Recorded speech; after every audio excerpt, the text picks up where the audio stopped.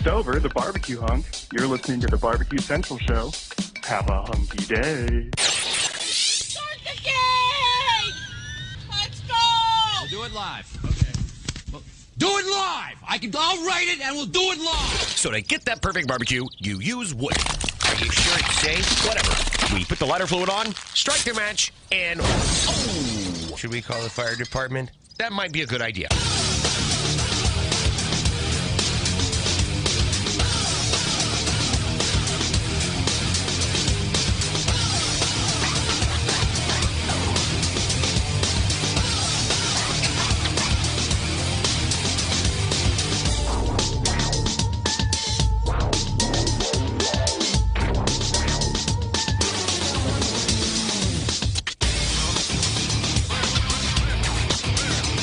All right, good evening and welcome to the Really Big Barbecue Central Show. This is the show that talks about all things important to the world of barbecue and grilling.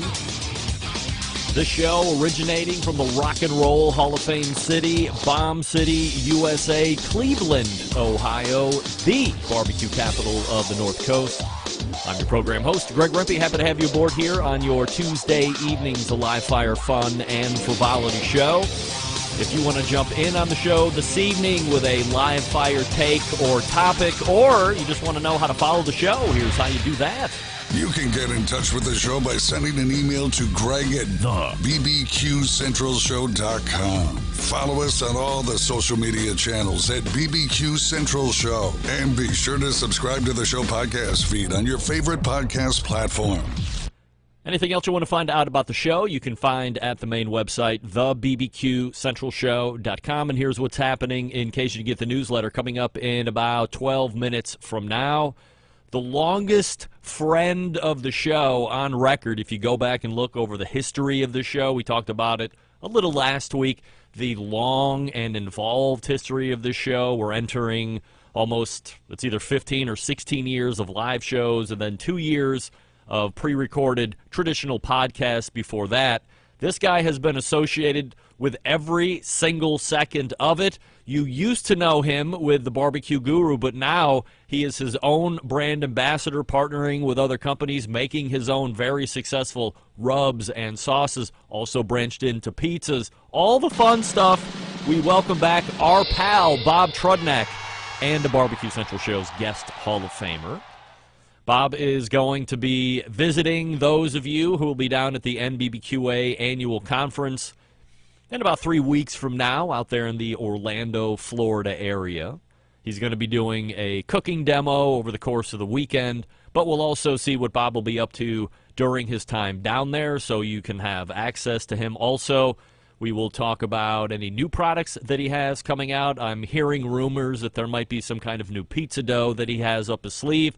So I don't know if he's able to talk about that. Bob notorious making guest appearances and not being available to talk about certain things, but we'll ask him about it and see what he says. Also get some ideas of where he's seeing the live fire industry right now, the competition industry, and that'll close it out with Bob. And then after Bob, it's the fourth Tuesday of the month, and in 35 past, that brings a visit from the bristly barbecue journalist, Derrick Riches. We missed him last month, but he has circled back in his normal spot here as we kick off January. And by the way, at the tail end of January almost, so we have the bonus week next Tuesday, and then we'll already be into February, if you can believe it. So for 2 years or so, I have been trying to get to the blue steak topic that Derrick wrote about at the close of 2021. So now we're in the beginnings of 2023. So not 2 years yet, but geez, it's been well over a year.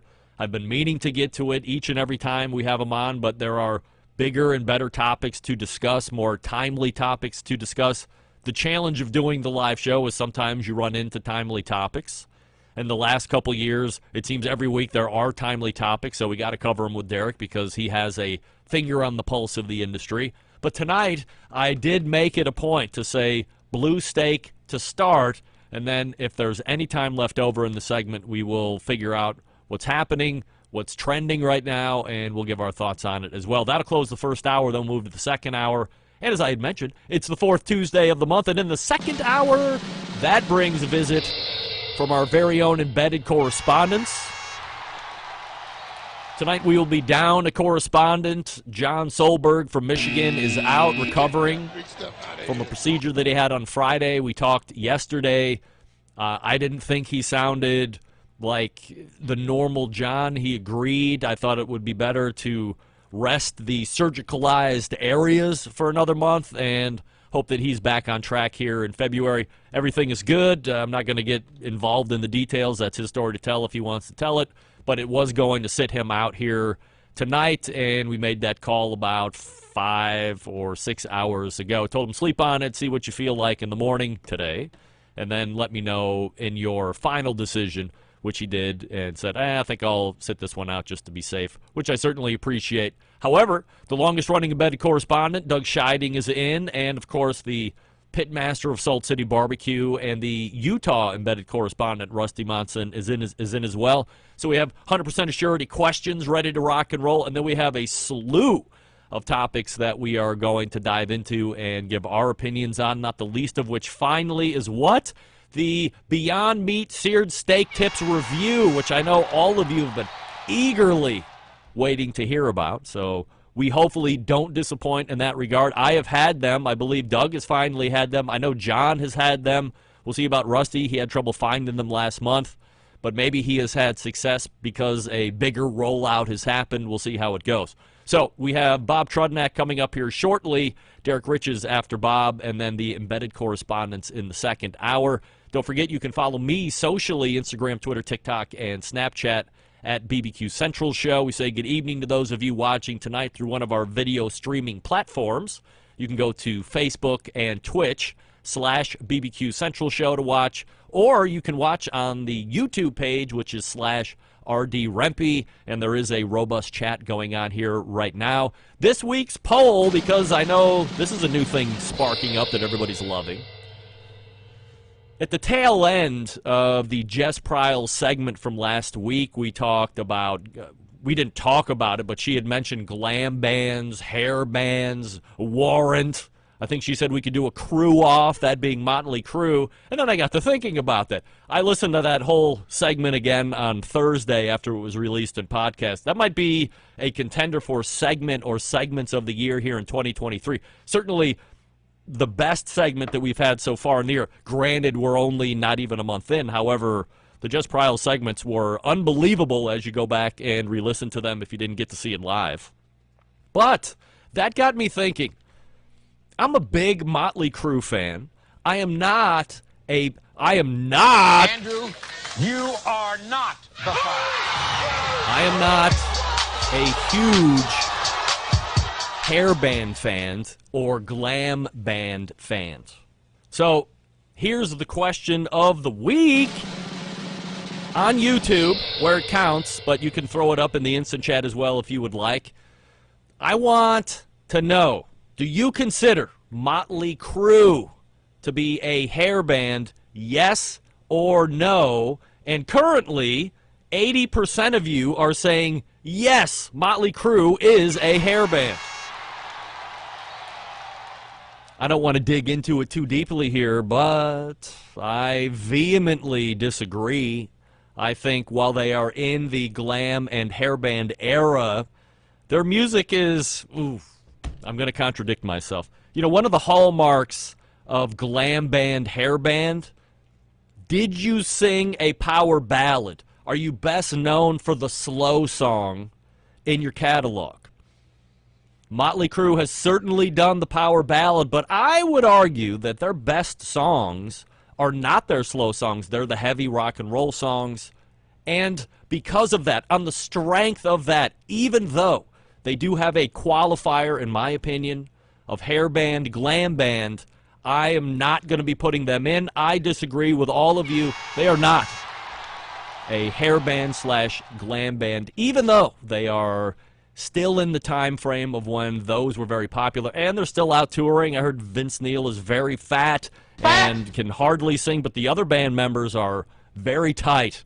Look, everybody appears to be in the same exact shape they were in the 80s, a little older, except for Vince Neil. What happened, Neil? Come on. Get with the Do Wellness program.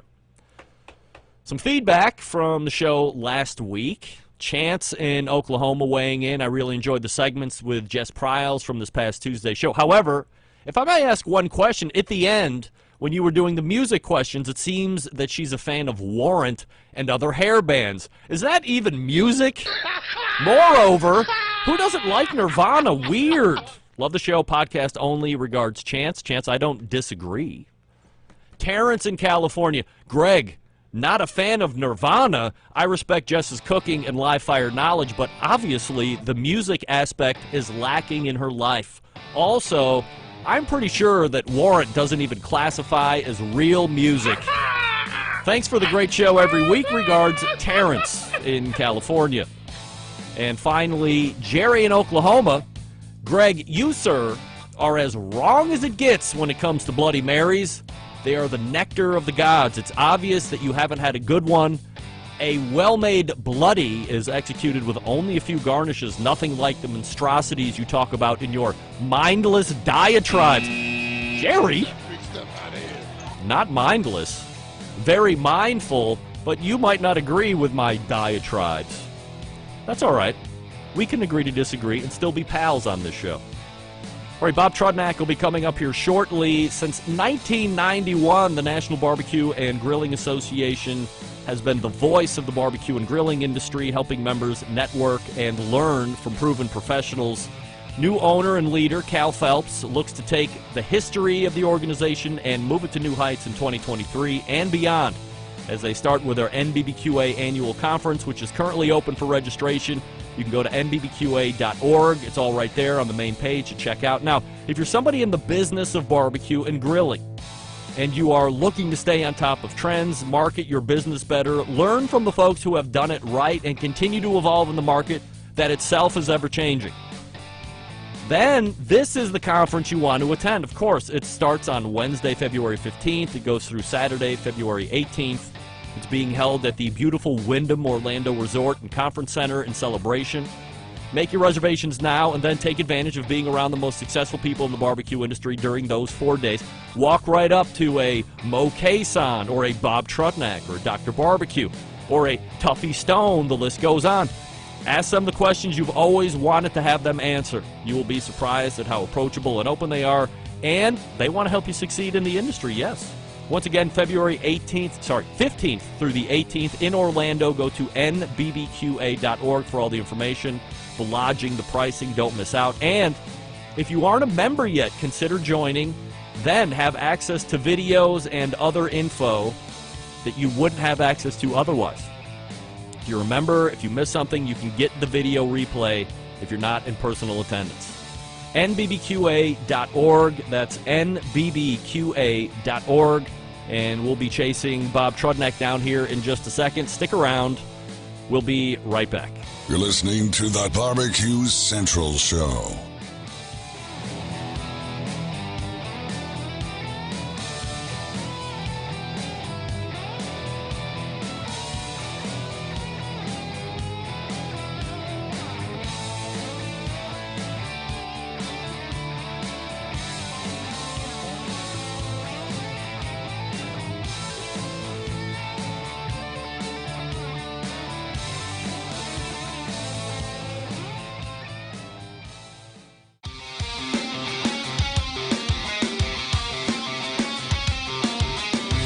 Broadcasting live from the Barbecue Central Show studios in Cleveland, Ohio.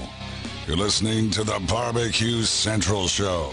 Once again, here's your host, Greg Rempe. Welcome back. This portion of the show being brought to you by cookinpellets.com, your number one source for quality wood pellets for all your pellet-driven cookers. Visit cookinpellets.com for more information or to purchase. That's COOKIN, pellets.com. You can also see what other cool products they have. They might add a little smoky flavor to whatever it is you are cooking on those pellet-driven cookers. My first guest tonight, a highly accomplished pitmaster, photographer, businessman.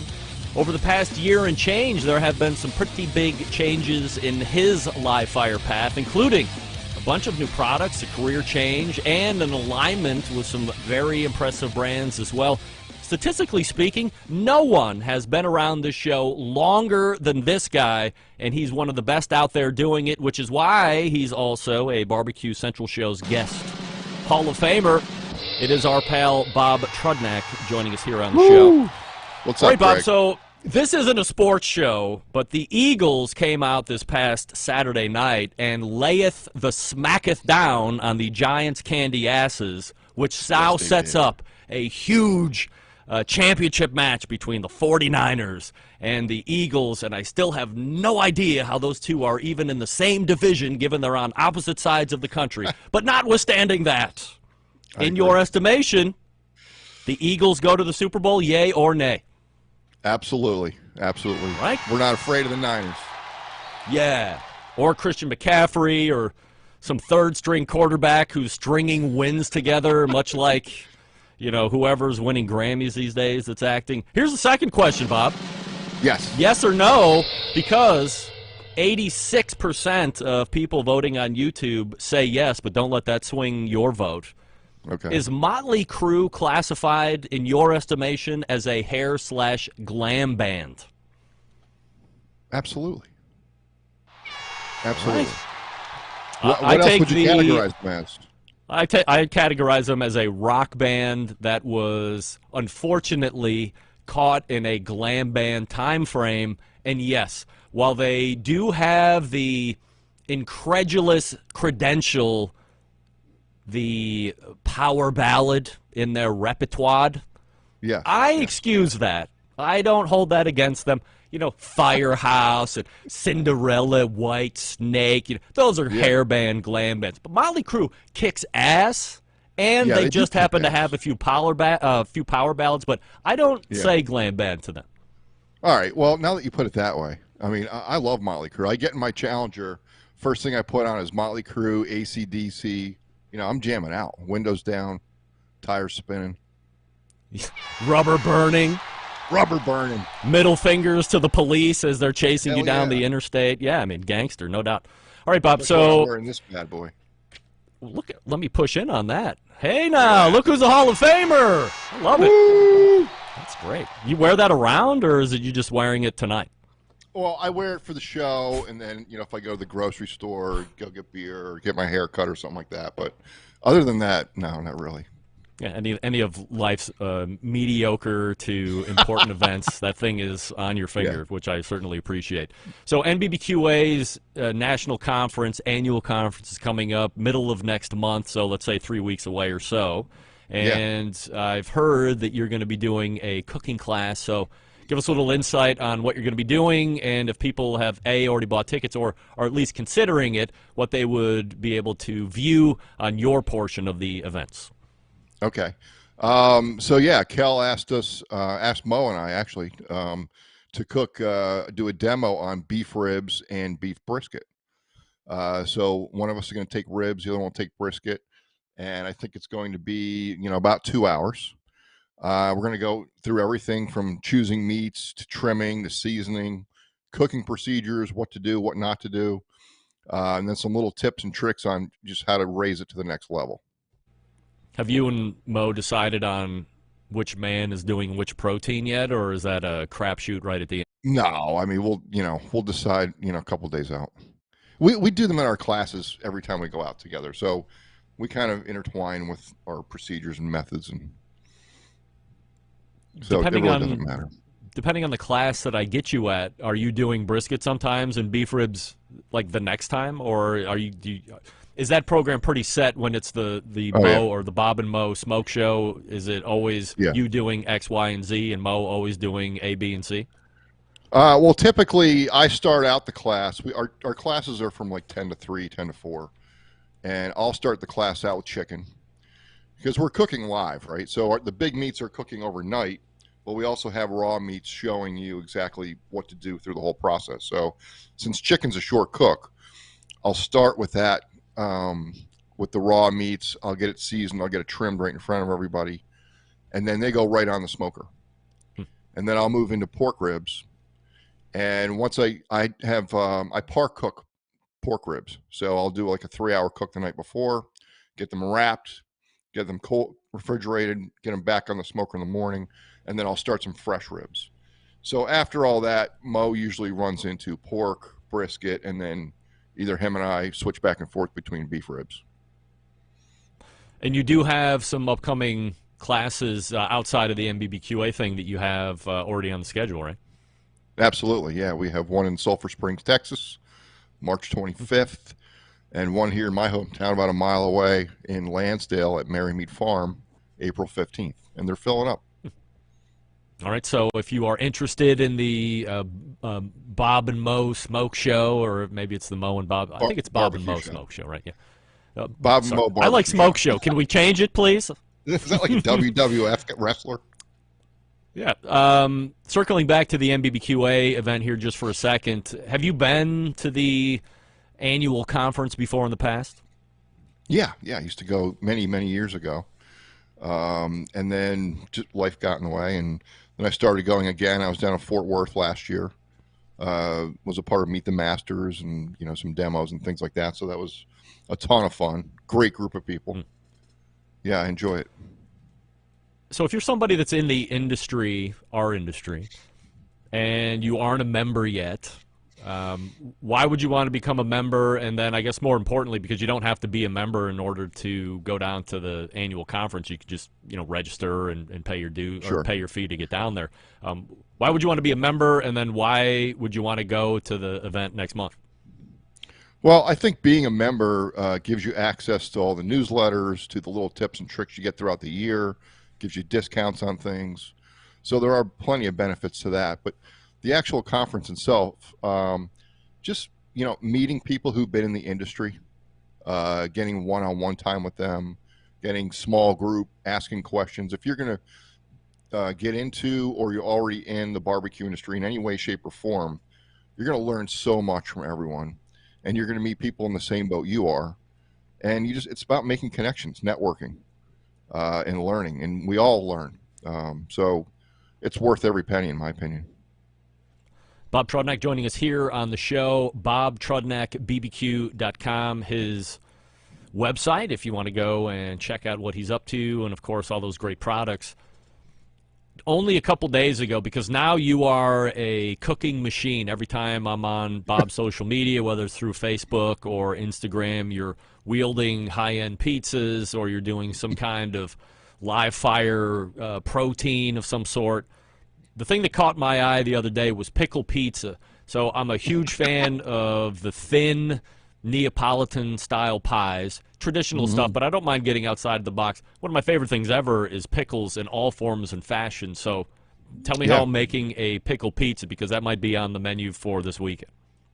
All right. Well, I've seen it on TikTok and, out there on social media.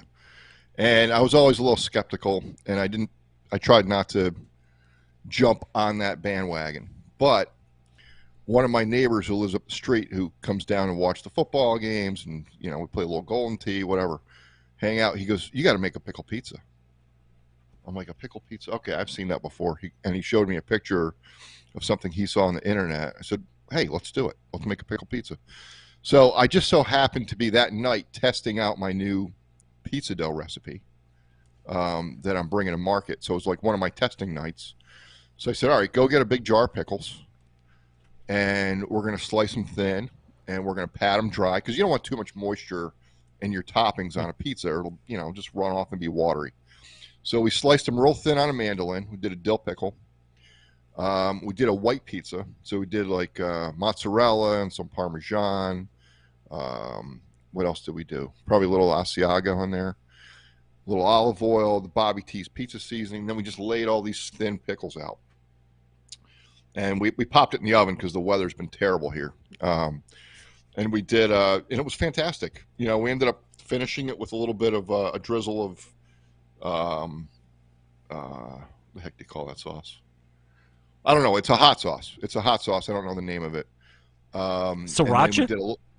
No, it wasn't sriracha. I don't know. It was something my wife bought. And then we did a little ranch. Ranch goes with pickles. And we had a real nice crispy crust and all those gooey cheeses and that thin pickle. It was very good. It was very good. So I recommend it to anybody. And I'll be doing it again. I do it once and then I tweak it and I make it better every time. So who knows what I'm going to add to it next? Maybe a little bacon. So I'll circle back to the dough here in a second, since it's something new that you're going to be bringing to market. That was going to be one of my questions as far as, anything new that we're bringing here. I had heard rumblings there might be a dough, but we'll follow up on that here in a second. The other thing that I wanted to ask you about is the pork tenderloin recipe that I saw you make. I've been a long-time proselytizer of pork tenderloin. I think it is widely overlooked. It is widely undervalued. It's tender. When it's cooked right, to me, if just on mouthfeel alone, if you cook the pork tenderloin right and you cook a filet mignon right, to me they have like the same tenderness, the same kind of mouthfeel, not flavor, but those bite resembles each other quite a bit. So how did you devise the pork tenderloin recipe? Well, I mean, there was a couple of pork tenderloin recipes I put out in the last couple of weeks, but I like to use my chipotle garlic butter seasoning on pork tenderloin. It's a little bit coarse. It's got those, wonderful savory notes to it. It's got a little kick with the chipotle. And, just grill it hot and fast. And what I like to do is I like to take it off when it hits 138 and let it rest. And I'll let it rest for 20 minutes. And it'll come up into the low 140s, maybe 145 after the rest. And then slice it thin. And a couple of things I've done with it was one of the things I just did a couple of weeks ago was I put a little smoked Gouda pimento cheese onto the medallion and then toothpicked it almost like a taco, and then hit it with a little bourbon sauce. So that was like a little appetizer I did, and that came out fantastic. And this is just stuff that you're thinking of, like off the top of your head. Oh, I'm gonna. A bourbon sauce would be good like that. As I've said many times on the show, like I'm not the guy that can go into a grocery store without a list and just walk up and down the aisles and go, oh, yeah, this could go together. I like recipes. I can follow recipes really good. Once I have the base down, then I can feel myself a little bit more and start to make tweaks on my own. But, it's rare that I have that kind of creativity in a food sense. So is that something that just comes natural to you? Yeah, and it comes at the worst times of day. Like it comes when I'm trying to sleep.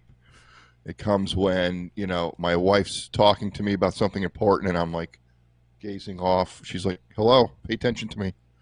And I'm like, oh, wait, I just had a great recipe. Hold on, let me write that down. So, yeah, it happens all the time to me.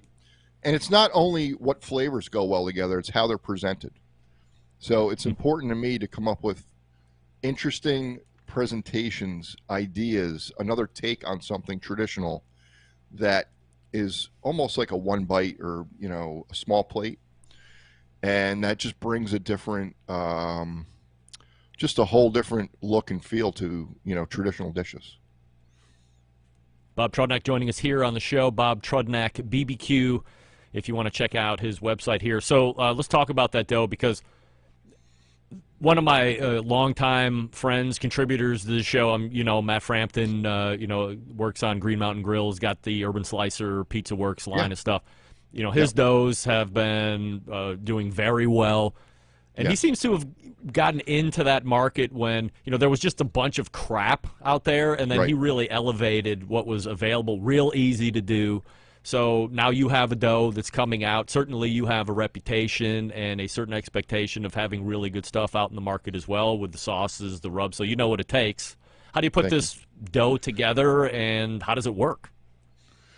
Well, I respect, these guys at Urban Slicer and what they're doing. I think they have wonderful products. And, for me, it started with the pizza seasoning. That was a thing I wanted to do for years. I grew up with my Italian grandmother and mother in the kitchen, cooking, rolling meatballs, making pizza, making sauce, making homemade pasta. So it's been something that's been a part of my life since I was a little kid. And, it just comes naturally. If I'm going to start keep working on the Bobby T's line, the seasoning, the sauce, the next thing's the dough, and I have a couple other ideas for products. For me, it was just about, taking the dough I've been making for years and saying, is this really a good dough, an all-purpose pizza dough that's easy to do and has really nice flavor. So I started to tweak. I spent the last year researching and developing pizza doughs and coming up with what I thought was the best overall Neapolitan-style pizza dough. And that requires a certain yeast that I like, certain blend of flours, certain salts. You know, it's not rocket science. You know, there's very few ingredients, but it's about what ingredients you're using together and the right blends. And then you can play with the hydration yourself. So I'm going to have recommendations for a same-day dough. So you can start your dough in the morning so you can cook pizza that night. And also a 24-hour fermented dough, which gives you more flavor, more aroma, better texture. So that's going to be like the recommended if you have time to do the 24-hour. And then, again, I'm going to have recommended, you're just going to add water to this. So I'm going to have a recommendation for the water you need to add. But if you want to play with hydration to give you more or less hydration, that's on you. And come up with your own creative stuff. So it's going to be fun. Any launch on that yet? No, not yet. I still have another probably 2 weeks of testing. So, I don't know, a month and a half. So we'll be on the lookout for that, no doubt. Absolutely. Yeah, we'll Absolutely. see how that works out. Let us know when it comes out so we can certainly run out to wherever it's going to be. I'd assume it's going to be online first, so maybe we can get our hands on there. A couple minutes left here, Bob. I certainly appreciate the time. A couple weeks ago, you take part in a barbecue competition that is inside. And I don't remember the last time I've seen a full-blown barbecue competition that's inside. It's out of the elements. I believe it's the Smokin' Brothers put this thing together somehow. So how are you approached about it, and what do you think about this concept? I'm sure it's not novel. I mean, it's novel that it actually happened. I'm sure a lot of people thought about moving this inside, especially in places like where we live when it's really effing cold out. It would be much easier to do a contest inside where it's warm. But what did you think about it? I was shocked and surprised at how well it went. So when I first heard about it, it was from a guy named Bob Gonzalez. He lives out in the Midwest, St. Louis area. Great guy. I saw him at Memphis in May. I've known him for years. And he was working with the Smokin' Brothers guys to put this together. I think this is actually their third year doing it. And I really didn't know much about it until this summer when they explained it to me. And it was really neat. There were a lot of great components to this. So what they did was they had a SCA steak competition inside. I don't know if there were 15 or 20 steak competitors. They had a 10-team barbecue competition where they cooked pork loin and chicken. And then they had, which was what I was a part of, is the Heroes Cup. So they took 8 pitmasters, put those 8 pitmasters together with a team of first responders or military teams to raise money for local charities. And we were there for, support, help them with recipes, and kind of put this team together and get something going and raise money. And it was expertly executed. We used the Smokin' Brothers barbecue, the pellet grills. We used the Myron Mixon pellet grills, and it worked out great. I don't think you can do this with charcoal or wood-fired smokers, but you can certainly do it with the pellet grills. And the way they had it set up in there with the exhaust, I mean, you saw a little smoke at the start, but it was clean breathing in there. It was a great event. And it's all just getting sucked right out of the top through their exhaust vents or whatever they got on top of the stadium there? Absolutely. And I can see this happening in different parts of the country. I was thoroughly taken with it. I was watching Michael Mixon did a lot of Instagram stories, things through his social media, and kind of walking through the whole event so you could get it. And they did a good job in competition showing, bringing you out to do a quick Facebook hit or an Instagram hit, some of the other talents that were there as well. So I was completely taken with it. I've already reached out to them to have them come on the show, talk a little bit more about it. I had no idea that this might have been the third year in a row. I thought this was the first time, so I'm a little behind the curve there. But in any event, appreciate the feedback there. We will be on the lookout for the dough and for Yes. those that are trying to pick a team to root for this coming weekend, we are suggesting the Eagles to root for in the football sense. And, of course, for all things Bob, it's Bob Trudnak. Thank you, Greg.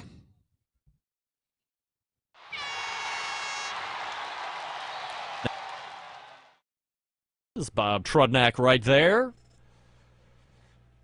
I'm going to let you in on a little secret here in a little bit, so just stand by because I'm seeing some instant chat here going on, which I dig it. I'm going to let you in. I'm going to pull the curtain back. We thank Bob Trudnak for joining us. Again, the website, BobTrudnak.bbq.com. It's week 28, if you can believe it. I know I can believe it, but because I'm doing it, but it's week 28 of the Do Wellness program. What's the website, you ask? DavidLeans.com. And I went outside of the box on my own, and then I came clean to David on Monday. I said, hey, here's what I've been doing for the last 2 weeks. He knew. He could tell. And we circled back up. We conferenced. We talked about what I was doing, why I was doing it. I decided I would just go into a 16-hour fast, so I stopped eating at 8 o'clock at night, and then I wouldn't eat again until afternoon the next day. Get a workout in, do fasted workout. You get on social media, you start seeing things, and, oh, maybe I'll try this. I go on there for a lot of workouts and different weightlifting techniques, this and that. But we discussed it a little bit more intimately and decided we're going to go back to the plan of execution that we had to put together in the first place. And that's the benefit of dealing with David. He's there to help you with plans, with meals, with workouts, and with support. And he's not going to tell you, no, don't do anything, or it's my way or the highway. He's open to everything. He wants to hear what you're thinking, and then we evaluate. That's what you want. You don't want somebody that you're going to be paying $500 a month for, and then what are you doing? You get a canned diet plan, you get 1 to 2 check-ins a month. No, multiple times a week I'm checking in with David to make sure that I'm on track. If I got any questions, if I'm out to eat and I don't know what I should be ordering, I'll send him a picture of the menu and he'll tell me. It's the best way to go. You want to make a change? Let's do it now. You're only 28 weeks behind me. That's not a lot. DavidLeans.com/BBQ. That's David Leans, Leans, DavidLeans.com/BBQ to sign up right now. And we are back with Derrick Riches right after this. Sticker.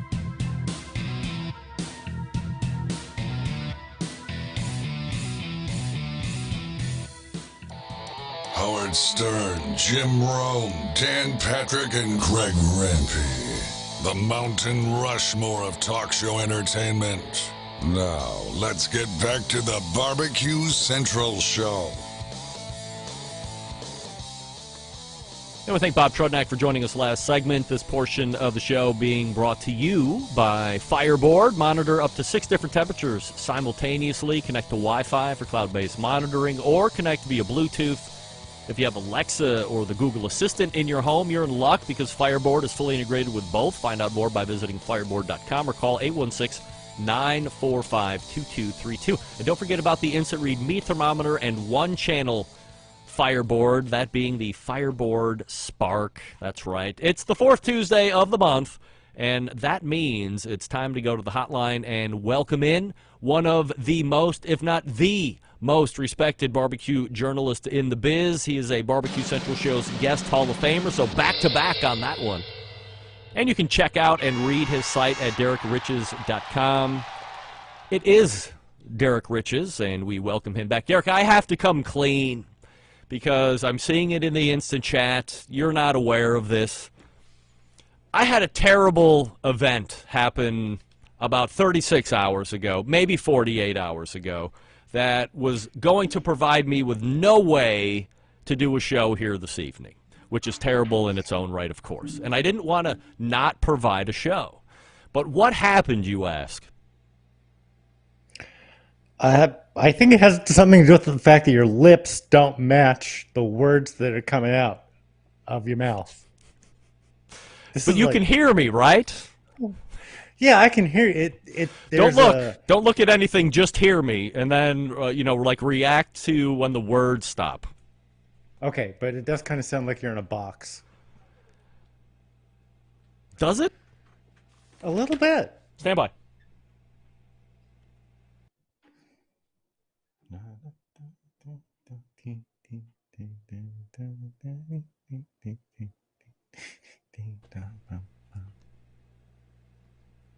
How about now?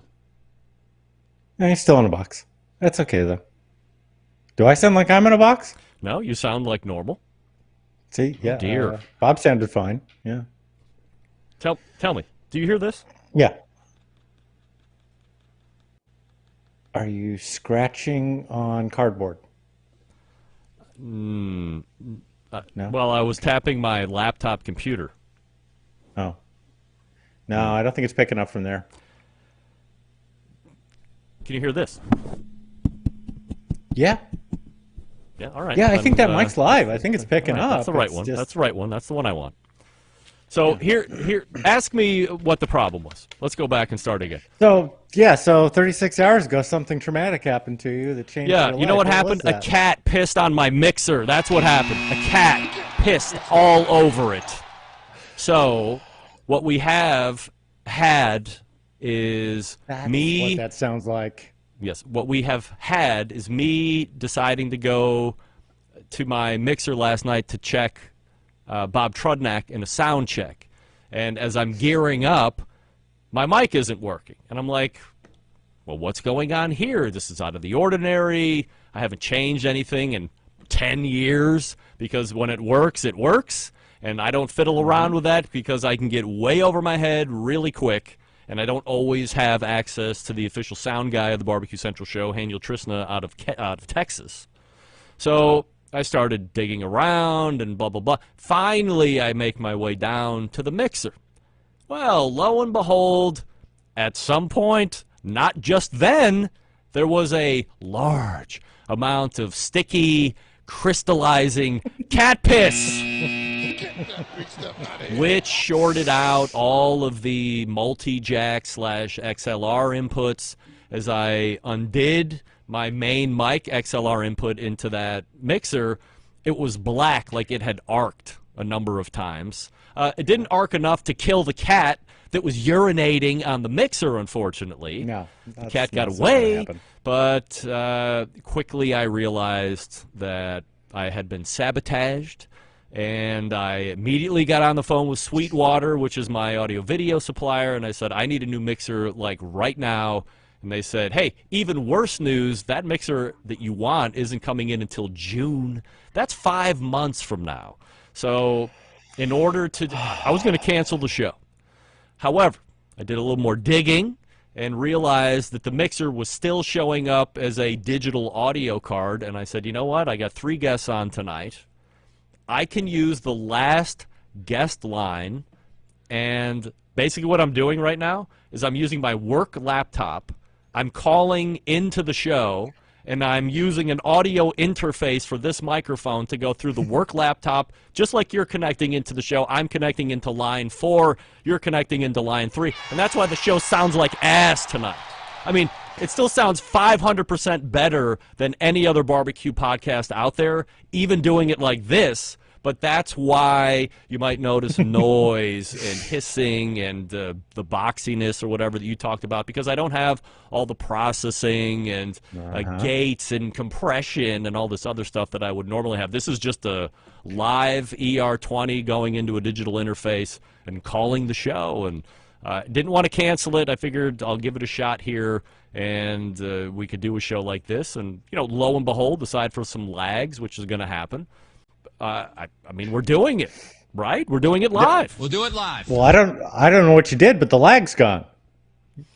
You were actually properly lip syncing at this point, so you know it happens. So I do have a proper Ethernet cable going into the back of the laptop. I'm not doing wireless, which I demand, you know, for me doing remote stuff. I figure this is a remote show in some form or fashion. Look, who cares about any of that horseshit? These are my problems. I didn't want 1 cat. I got 4 cats. I'm a miserable human being because I have 4 cats, and they're pissing all over the unfinished side of the basement, and I can't kill them. I mean, I'm a stuck man. I think the cats may not like you and are expressing that. Maybe counseling. I guess help? we're going to have to go to cat counseling. Cat counseling. I It's don't a know thing. about that. Check it out. We'll have to look into it. So look, the agenda item for this evening has sat on my list for no less 16 months, 17 months. You brought it out towards the tail end of 2021, and here we are in the beginnings of 2023. Although 2023 rapidly coming to a close, and no one can argue that. Blue steak. Now, I had a bit of a dust-up with Sam, the cooking guy. I think we talked about this last time you were on. And he said something along the lines of if I had ever heard of a Pittsburgh steak, and we got into it where I thought he was questioning my knowledge of the live fire industry in general with such a question. And then that got me thinking after I saw the post on your DerrickRiches.com website calling it blue steak. So first things first, we'll talk about all the method and how to do it here over the next handful of minutes. But is it incorrect to interchangeably use Pittsburgh and blue? Okay, so my read on this is that the Pittsburgh steak or Pittsburgh blue is more a Midwestern designation. Now, up in Minneapolis, there's a restaurant called Pittsburgh Blue, or at least there used to be a steak place up that way. And they kind of played on, on that combination of the terminology. But, out west or down south, you don't get the Pittsburgh, moniker as much. So blue steak, I think, is a bit more universal. Yeah, broad, but still a lot term. of people don't know. Yeah, a little bit more broad term, but basically you're just meaning, crazy ass rare. So, that's are you a fan of blue steak? You write about it, but are you a fan of it? I like a good blue steak, but I got to be in the mood, and it's got to be the right steak. That's just my thing for it. There's a time. There are just times it's like I get really kind of craving. It's like I want raw, justified, and for me, blue steak is raw beef, justified, because all we're gonna do here is we're gonna take this and we're gonna sear off the surface to make sure it's not contaminated too much. I mean, it's one of those things. It's like you literally kind of have to put a disclaimer with it. It's like, menus that say, meats cooked below the recommended USDA guidelines. Well, we've wandered way past that territory here, warm in the middle at best sort of thing. Well, but one of my questions was, is it generally speaking, is it safe to eat? Were you able to answer that question? Yeah, it is safe to eat. You go to the store, you go to a good store, someone who's got a good reputation for providing decent beef, and you know that they're pretty clean, then you're going to be safe to go. If there's going to be bacteria here, and it's typically going to be like E. coli, it's going to be on the surface. So as long as it's been kept cold, it's been kept safe, you're ready to go, all you need to do is flash fire that surface. You just need to hit that real hard. As a matter of fact, one of the reasons that the Pittsburgh thing came along with it is Pittsburgh steel. It's kind of like molten hot surface cooking, but just a flash of it. And so that surface is cooked, clean, you're safe, you're good to go. I mean, within reason. Nothing you do is safe. Can you go to the restaurant and order something like this? Like, if I go to, St. Elmo in March, because I am, can I get a strip steak blue and they'll cook it okay, or are they going to come out with a letter and make me sign it first? As long as they know what they're doing, I would trust it. You know what I mean? It's like, don't go to a cheap steak joint and try and get a blue steak, because they're not going to do it right and it's not going to be any good, But, Yeah, a lot of restaurants will serve it that way. I mean, it's been a popular menu item, in some areas at certain times. It's one of those things that kind of comes and goes over time. I know it was really big. It's like big in the 80s. It was a very big thing. Yeah, don't look at me. I don't know why. And then it kind of came back around again, maybe 5-6 years ago, or I was seeing a lot more people kind of asking about it, and it was kind of coming up a lot more.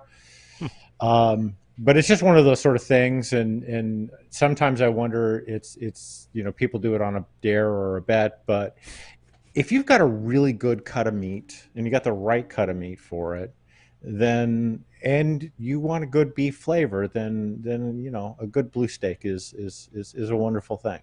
All right, so give us the tips, the best cut of beef, the best way to cook it, and give us the finishing temp.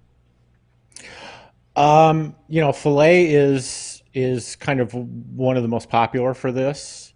What you want is a consistent cut of beef, thick, with moderate to low marbling. You don't want excessive marbling, because if you have a lot of marbling, if you're getting, like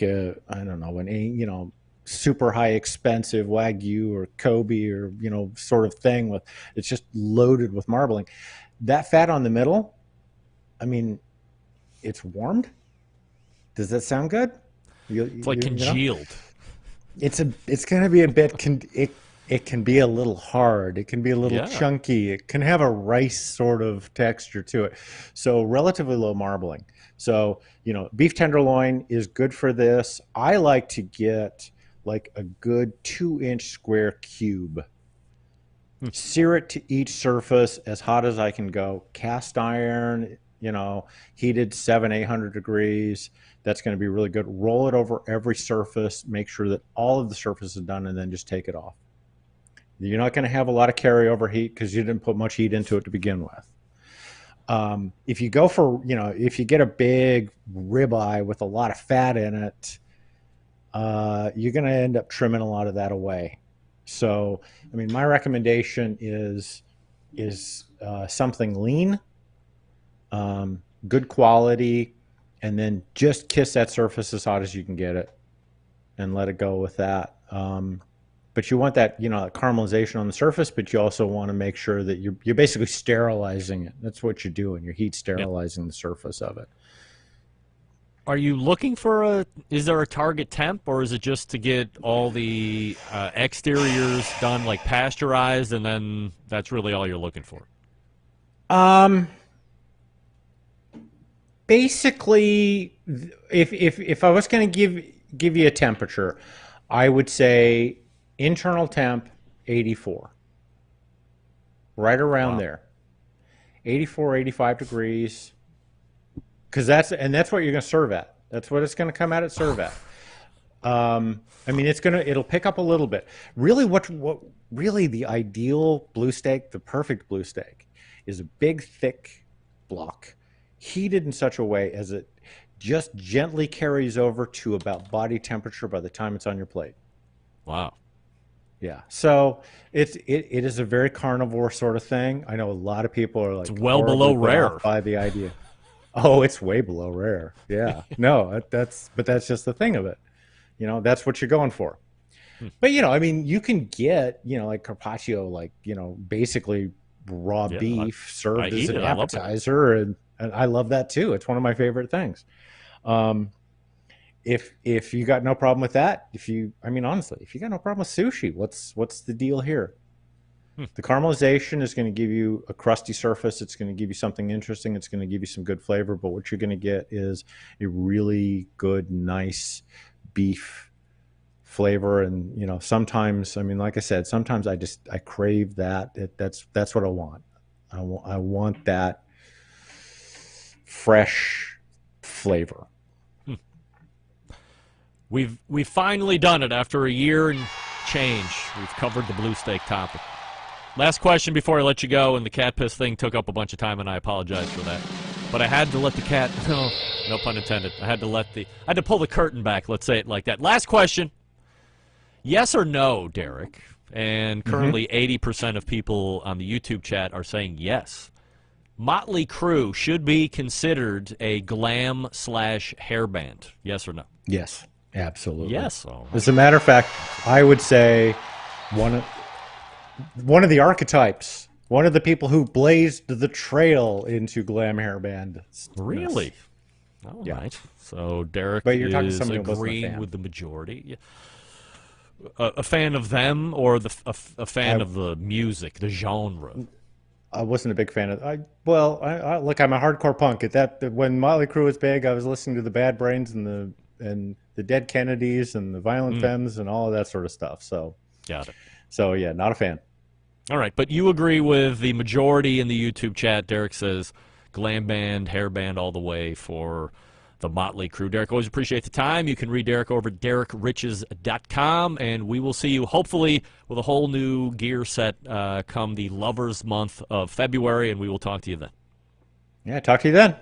All right, there he is, Derrick Riches right there, DerrickRiches.com, the website, and appreciate him struggling through some of the audio challenges, although I did see Smokin' Joe's Pit Barbecue says Mike is sounding better. I don't know why that is. You know, now I'm really scared to go back and listen to the interview with Bob, because if it sounds like I was in a bathroom, I'm going to be really pissed off. But we will press on and go from here. What do we love about ceramic cookers? We love that they are fuel efficient. We love that you can achieve low and slow temperatures for traditional barbecue meats. We love that you can get rip-roaring hot for high-temperature grilling of steaks or other thin cuts, but what's missing in the everyday lineup of ceramic cookers? The real ability to do true two-zone cooking. Two-zone cooking is very important to both professional and backyard cooks alike. It's the best way to manage a fire and cook with confidence. However, getting a two-zone fire in a round ceramic cooker is not very realistic. Why? Because it's round. Enter Primo Grill and their game-changing oval design. The shape gives you the ability to execute a two-zone setup that you desire. It also gives you the other ceramic grill benefits as well. When you break it down, there's more than 60 different ways to configure the Primo cooker, so you're only limited by your imagination. We all know that the lift hinges here. We all know the top and bottom dampers. You got the Primo Grill rotisserie, the pizza accessory, a whole bunch of stuff to complete that experience. Sold through dealers. Find one near you, primogrill.com. Follow them on Facebook and Instagram. That's primogrill.com. We're back to wrap the first hour right after this. Stick around. We'll be right back.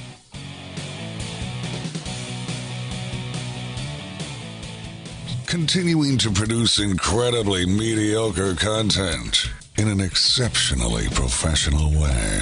You're listening and watching the Barbecue Central Show. Once again, here's your host, Greg Rempe.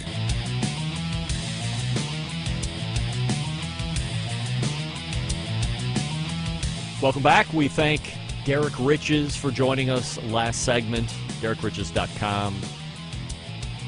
Tom Dickey writing in through the instant chat, wow, just put my headphones on, everything's perfect, but Greg is only coming out of the right ear. I know. Again, I'm a victim of cat piss. When I look at, let me see here. What if I go to the channel, and then I go to this channel? Yeah, I mean, it's showing me stereo here. I know what you're saying, though, Tom. So I apologize.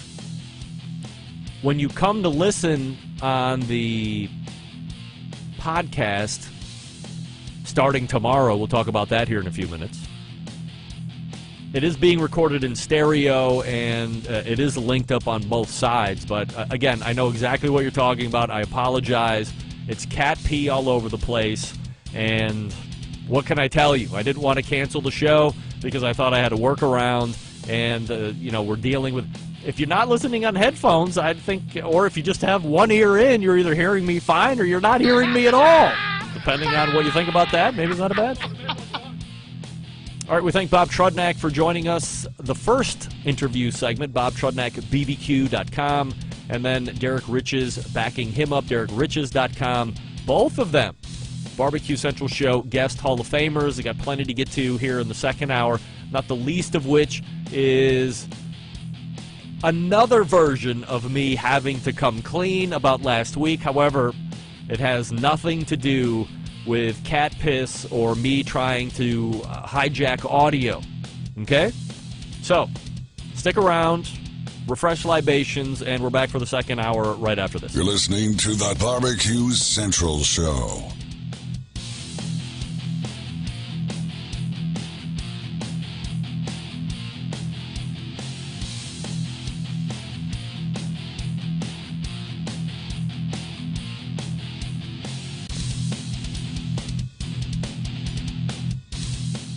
This is Chris Payne from Euclid, Ohio, and you are listening to Barbecue Central. Happy to have you aboard here for the really big barbecue show.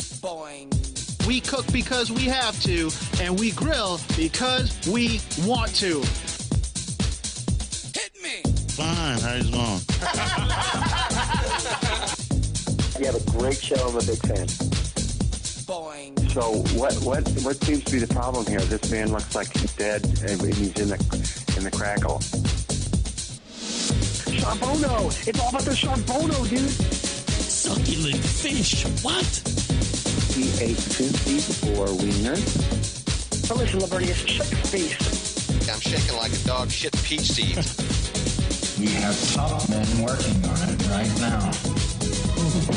Top men. All right, just like that, we are into the second hour. It is the Barbecue Central Show, where we talk about live fire barbecue and grilling related items of only the highest order, doing it live every Tuesday from 9 to 11 p.m. Eastern. Hour number 1 of the podcast will be released early tomorrow morning on Wednesday for your consumption. Hour number 2 will be released on Thursday, and I'll tell you about Friday here in just 1 second. A lot of you are writing in saying or questioning if Derrick's internal finish of 84, 85 degrees was actually accurate. I don't know much about doing blue steaks as far as cooking them. Listening to Derrick's reasoning and saying, hey, you eat beef tartare or you eat carpaccio, I eat both of those. Why would I take a dump on blue steak? I don't know. I don't have a really good answer for that, except that I think it would be tough to eat. But again, if you are using the cut that he had mentioned, which is beef tenderloin, that's going to be a lot more tender than a sirloin is going to be, or as he had mentioned, some of the other fattier cuts, which are going to be problematic for many reasons due to that low internal finishing temp. However, I would say this. If you know anything about Derrick, and we all know Derrick, he is, if nothing else, well-researched on technique and method when it comes to cooking. He's a multiple-time author.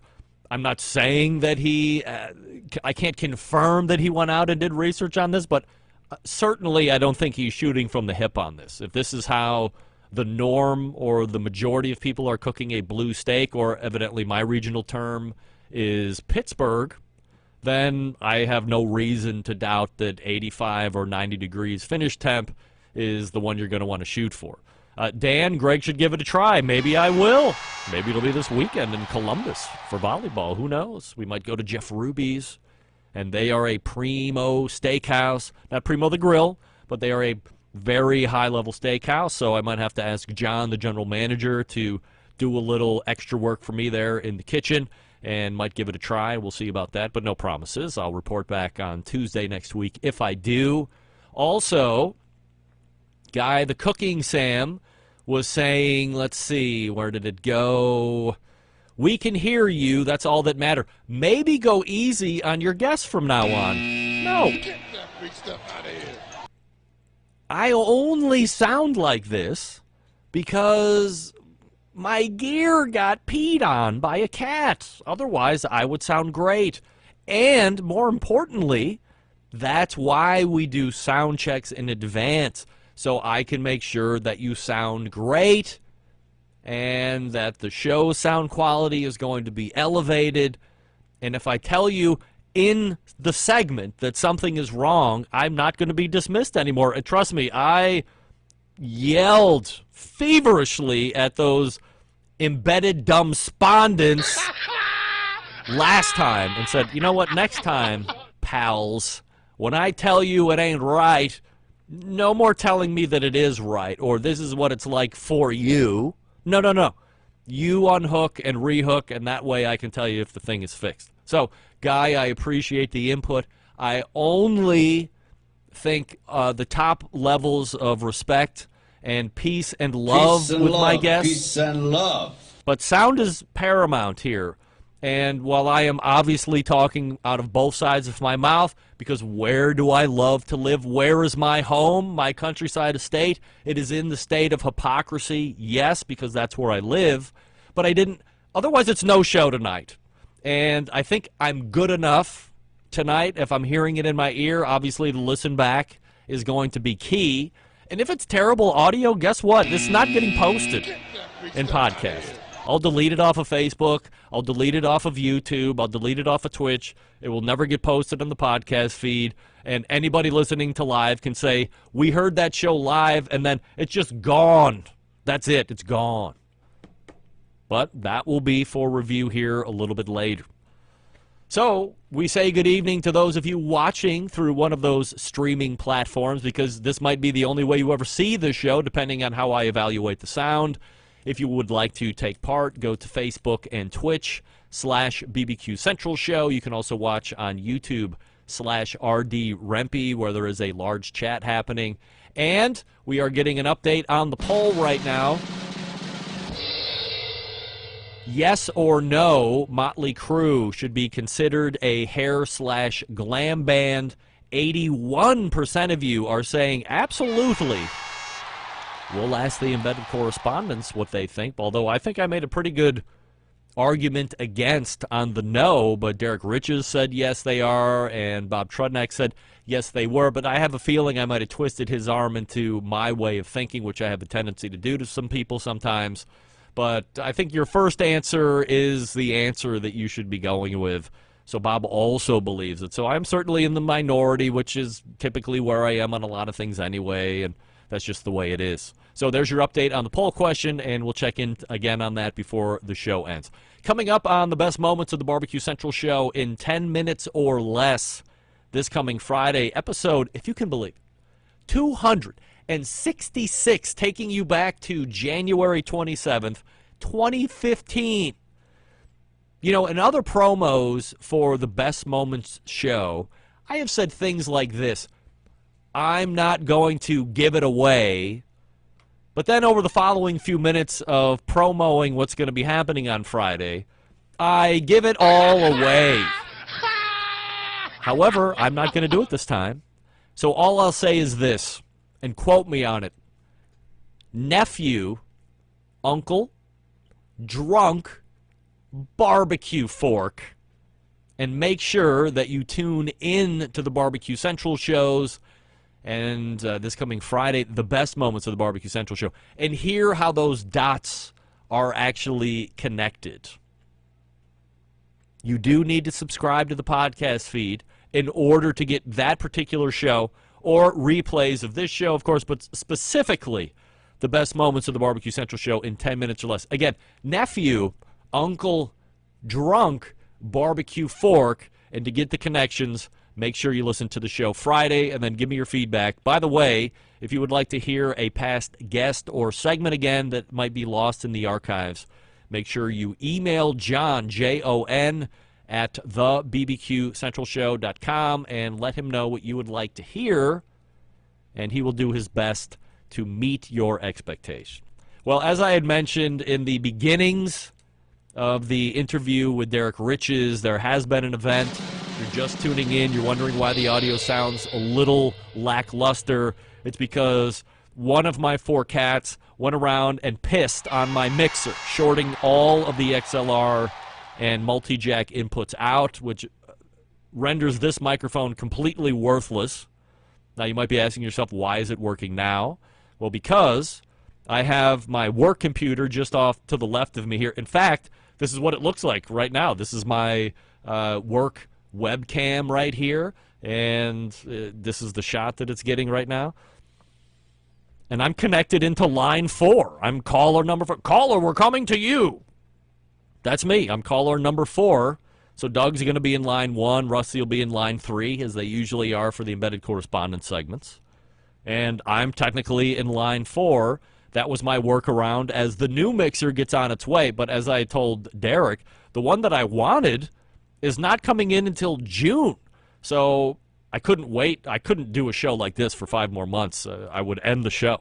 And there's no other mixer out there that can do the things I needed to do, except one step down, which is the one that I found. So luckily there were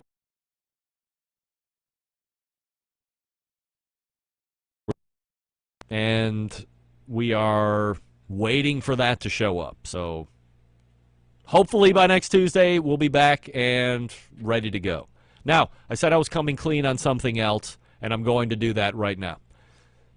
Last week at the top of the show, during Meathead's last appearance, he was talking about AI and how it was getting ready to change the way web traffic was being sent to websites, and how you might want to figure out a different business model if you count on traffic from websites like Google and other things, how that was going to change. And that got me thinking. So Sunday, before the show last week, I went on to ChatGPT's website, made an account, and then punched in the following. Write a 4-minute monologue for the Barbecue Central show Tuesday night dealing with current industry events and any barbecue-related contest or big events. Then I took it and read it during the open last week just to see if it could pass the sniff test, and I think it did. It wasn't something I would have written myself for the show, but for a test of AI, I thought it was really good. And if it's only going to get better, I can see where this is going to be a benefit for me and show production, not from a, I'm going to have it do all the prep work for my guests for me type of thing. But I can see the uses in generating show notes, writing blog articles to follow up on interviews and other things. You just need to phrase it correctly to get the best content. So here's my suggestion.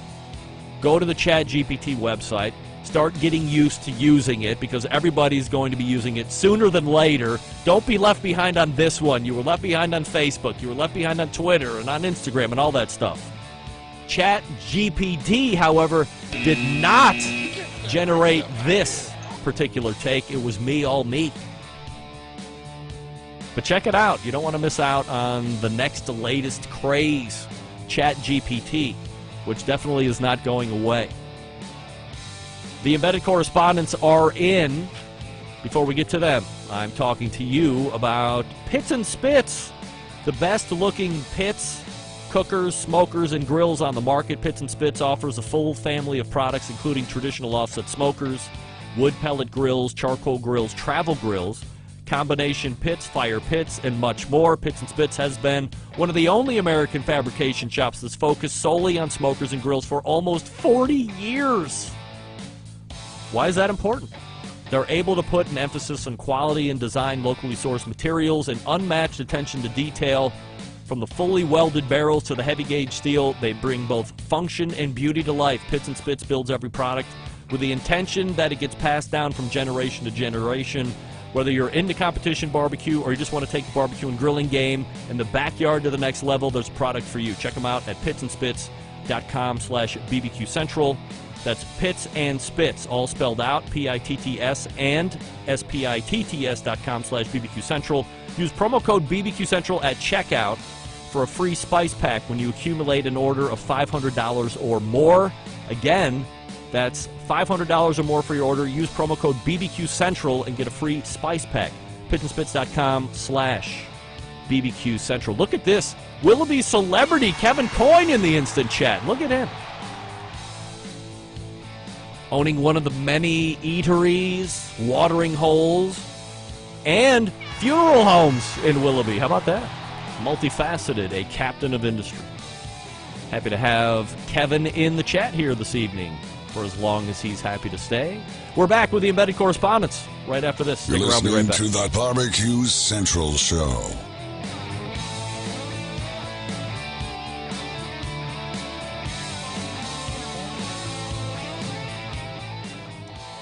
Howard Stern, Jim Rome, Dan Patrick, and Greg Rempe. The Mountain Rushmore of talk show entertainment. Now, let's get back to the Barbecue Central Show. Welcome back. This portion of the show being brought to you by Pit Barrel Cooker, the most unbelievable outdoor cooking device on the planet, currently available in 3 sizes with a host of accessories. If you're a beginner or a professional, it doesn't matter. It's a cooker you want to add to the arsenal, visit pitbarrelcooker.com and tell them the Barbecue Central Show sent you. It is the 4th Tuesday of the month, and you know what that means. We are loading in the...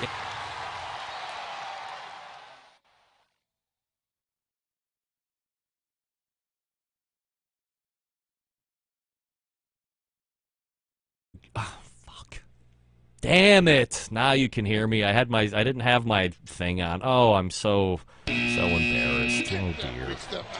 This is what happens when you run loop arounds to make a show. You don't hit the right button because you're not used to hitting it, and I don't think anybody even heard anything I was saying. Doug, did you hear the Pit Barrel read? I did. No, I can't hear Doug either. Rusty. Doug, are you on mute? SOB, yes, I am. Yes. All right. Wow. Well, we are all rolling out here. The Dumb Spondent show is on. Yeah. Just half Dunspondents. All right. So we got Doug to the right of me, of course, longest running embedded correspondent. Then we have Rusty Monson, the embedded correspondent from the great city of Utah, also the pitmaster of Salt City Competition Team and the Associated Barbecue Food Trailer, of course. I need to reference something that has nothing to do with what we're about to talk about here. More AI stuff. So I just told everybody how I had artificial intelligence write the open to the show last week. Well, fan of the show, Carlos Martinez, wrote me an email and said, Greg, good morning. I was messing around with Chat AI, and look what I found. Are you hiding something from us? Ha, ha, ha, ha, ha. And it goes on to say this. He wrote in, who is Greg Rempe? And Chat AI wrote back, Greg Rempe is a barbecue expert, allegedly, and the founder of AmazingRibs.com. He has been a passionate barbecue enthusiast for over 30 years, which would make me starting this at 18, which of course I didn't. Has extensive experience grilling, smoking, barbecuing a wide variety of meats, which I may or may not do. He's also a well-known figure in the community and is often sought after for his expertise and advice on barbecue-related topics, which of course is true. The biggest thing that I came to learn out of that is Meathead is my puppet, and now the cat is out of the bag. So thank you to Carlos Martinez for shining the spotlight on something I had kept hidden for well over a decade, and now it's out in the open. I am the creator of AmazingRibs.com. All right, guys, so we are back at it here for the Embedded Correspondence segment. We are sans John here this evening, who went through medical procedure on Friday, and he was not at full throat, as we would say, so I told him to go ahead and rest it out and come back in February when hopefully he will be back in fighting shape, so we wish him all the best and a speedy recovery. However, we do have a set of 100% assurity questions to run through here, just 3 of us gals, and here's question number 1. Rusty, 100% yes or 100% no, 2023 will be the year of butter on social media. I don't think so, no. No, I do not. All right. Doug, yes or no on butter? I agree with Rusty. No. And now I am going to go against both of you and say, just off of what I've seen so far in January, it will absolutely be the year of butter on social media. I've already seen it 3 different ways. We're only 4 weeks into the month. Jess Pryles said last month, hasn't butter always been around? But to me, it is more visible than it's ever been over the last 3 weeks, and I can remember the last 10 years, and I think that's something that is going to carry on. Nevertheless, question number 2, Doug. 100% yes or 100% no, your inside gas stove will cause the rise in popularity of full-size electric grills. I think yes. I just saw another article on it today. All right. Rusty, 100% yes or 100% no. The inside gas your inside gas stove will cause the rise in popularity of full-size electric grills. No.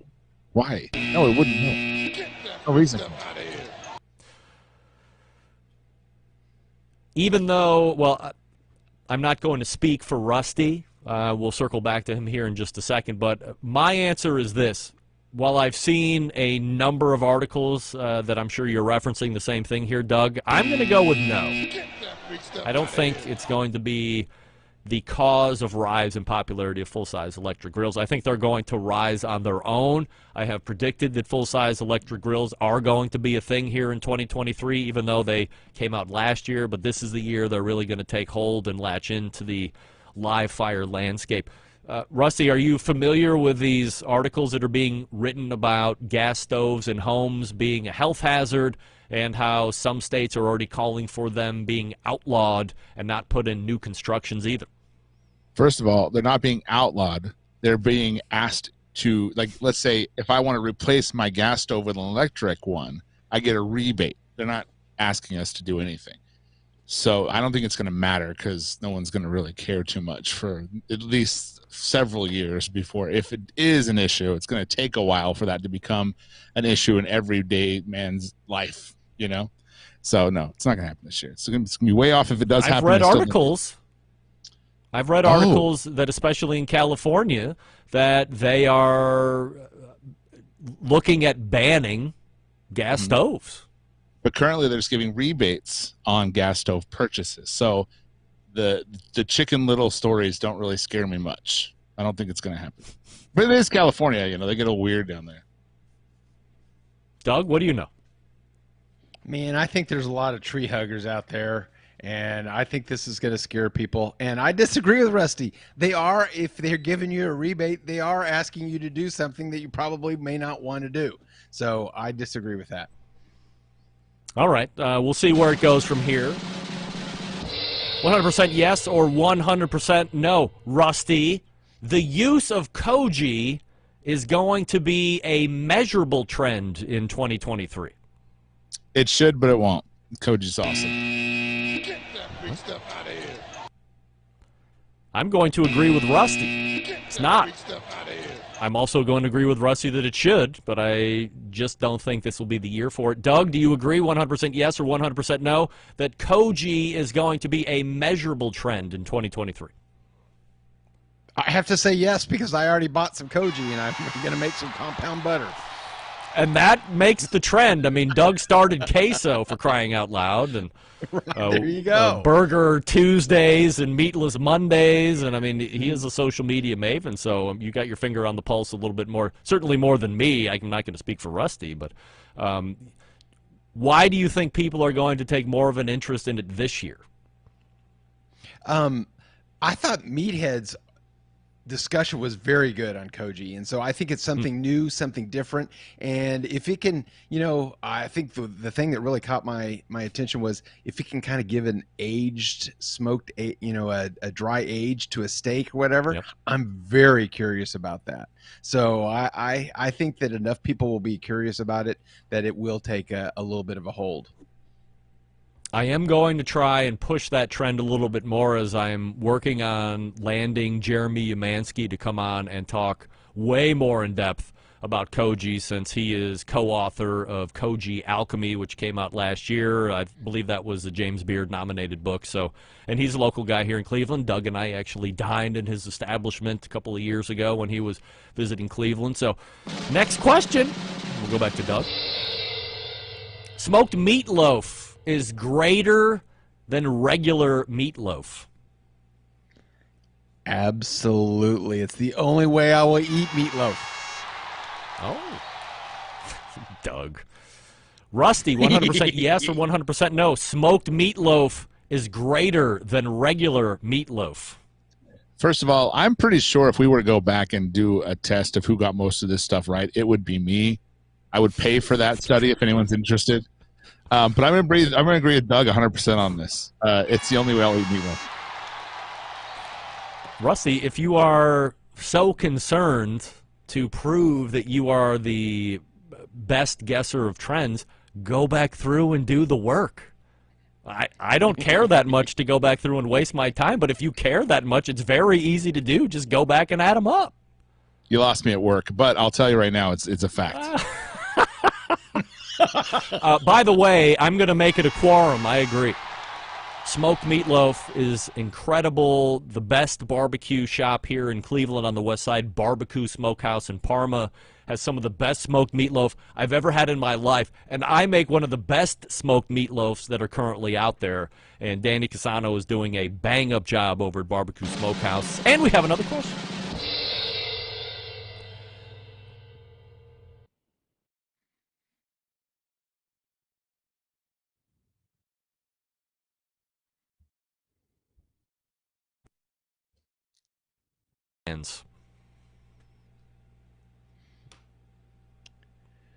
Okay, we need to repeat the question, I think. Yes. Me. All right. Stand by. Over the history of rock and roll, the worst version of this genre is hair/glam bands. I'm going to take this one as a former hair band fanatic as a child. I absolutely loved them all, Winger and all that stuff. But I also grew out of cartoons, so it is absolutely the worst. And Jess Bryles, man, wow, dude, wow. Doug, 100% yes or 100% no, hair/glam bands is the worst version of rock and roll. I take a little personal offense to this, so my obvious answer is no. The British invasion and the doo-wop R&B was worse. R&B, Doug, wow. First regular meatloaf, R&B, all right. I'll break the tie and say 100% yes, hair glam bands are the worst version of rock and roll ever made. The thing that really pisses me off about hair/glam bands, and unfortunately Motley Crue falls into this as well, is the thing that makes them hair/glam bands, in my opinion, which is the power ballad. Look, if you want to rock, but then don't sing to me about some sappy, sad song about your girlfriend or whatever the hell it is that you sing about, your power ballad. I don't want to hear those. I want something that rocks. And 99% of the time, this is why I don't put Motley Crue into the hair/glam band category, even though they are in that time frame, and they had the look, of course, for a long time. Some of them still do, except for Vince Neil, who's fat. It's the power ballad. I have to hold that against him to a certain degree, and for most of those bands, that's the singular thing that I hate most about it. It's the power ballad. I can't do, although my wife loves power ballads. She has the old CD that came out like 15 years ago. A couple questions. One question left. We'll go to Rusty first. Rusty, if cats are routinely pissing in your house, it is absolutely okay to administer the death penalty. I think at that time, yeah. I mean, they become too complacent. They're not on the team anymore. They lose. Doug, 100% yes or 100% no. If cats are routinely pissing in your house, it is absolutely okay to administer the death penalty. As a cat lover, I have to say no. Get that big stuff out of here. Oh, dear. And now I have to break a tie again. As someone who literally had his stuff pissed on over the last year and a half, when you go back and listen to it, yes, of course it's okay to kill the cat. Now, quickly you could come back at me and go, well, have you killed all 4 of those cats that are in your house? And of course the answer is no, because I have 3 daughters and a wife who would then probably kill me for killing the cats. But that doesn't mean any less in my mind. I can see myself wrapping my big hands around their little necks and snapping them like twigs because I can't figure out even which one peed on my very expensive mixer. $700 mixer, and the cat pissed all over it. Anyway, that's it for the 100% surety questions. And we have some other things to dig into here this evening.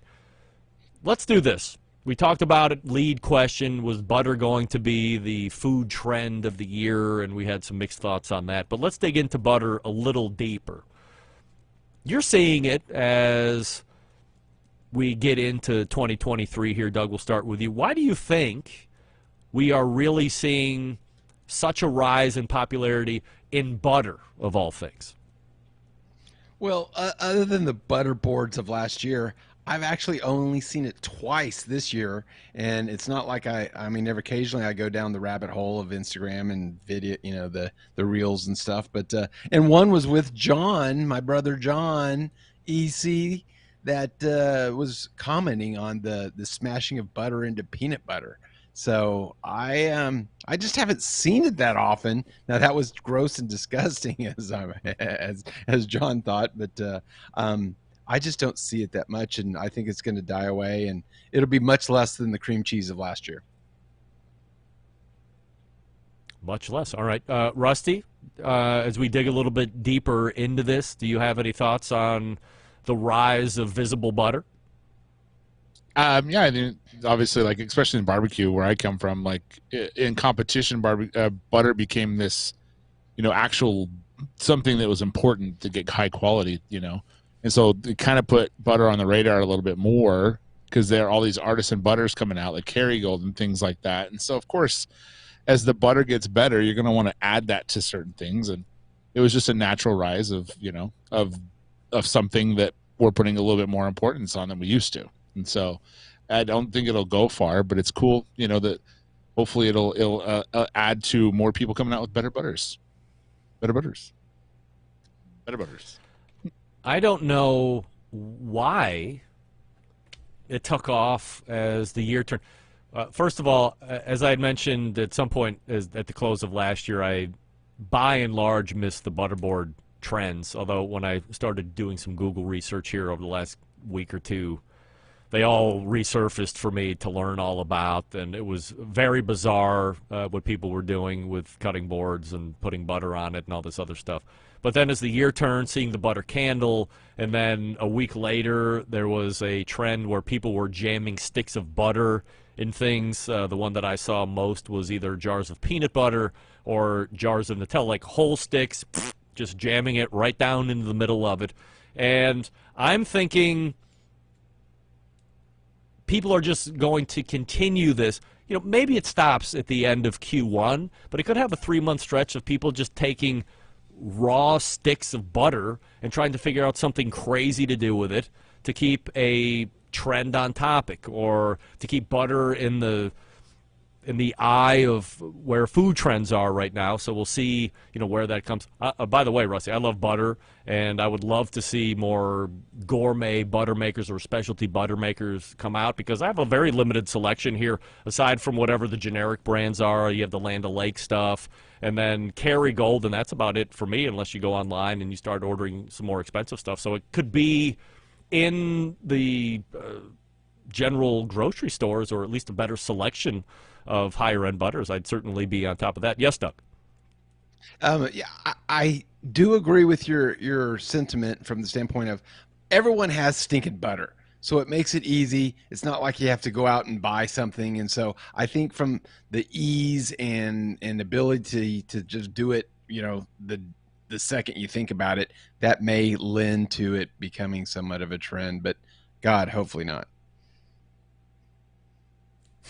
All right, guys, stand by. We will come back and make sure I don't mute myself here like I did the last time. We'll come back here in just a second and finish up with some more of the in-depth topics with the embedded correspondents, Doug and Rusty, joining me here this evening as John sits it out and should be back next month.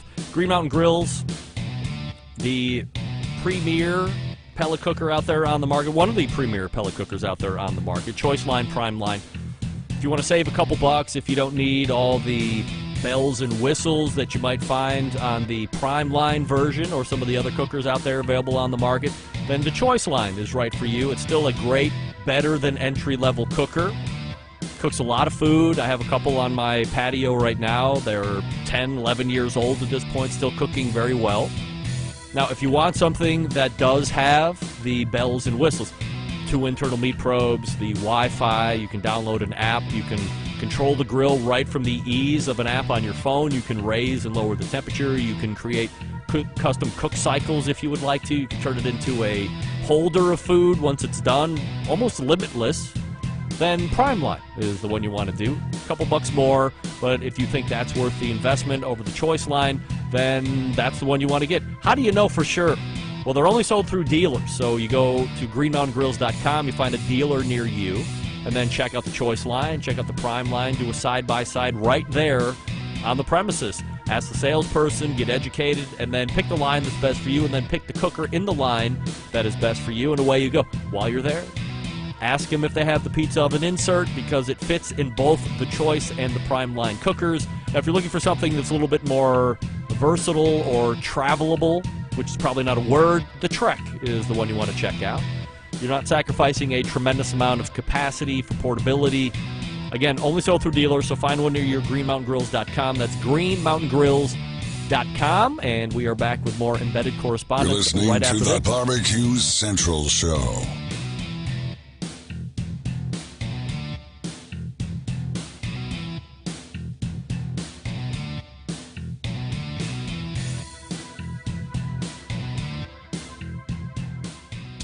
Let's get back to a guy who has more experience giving you his opinion than he actually has cooking. Once again, here's your host, Greg Rempe.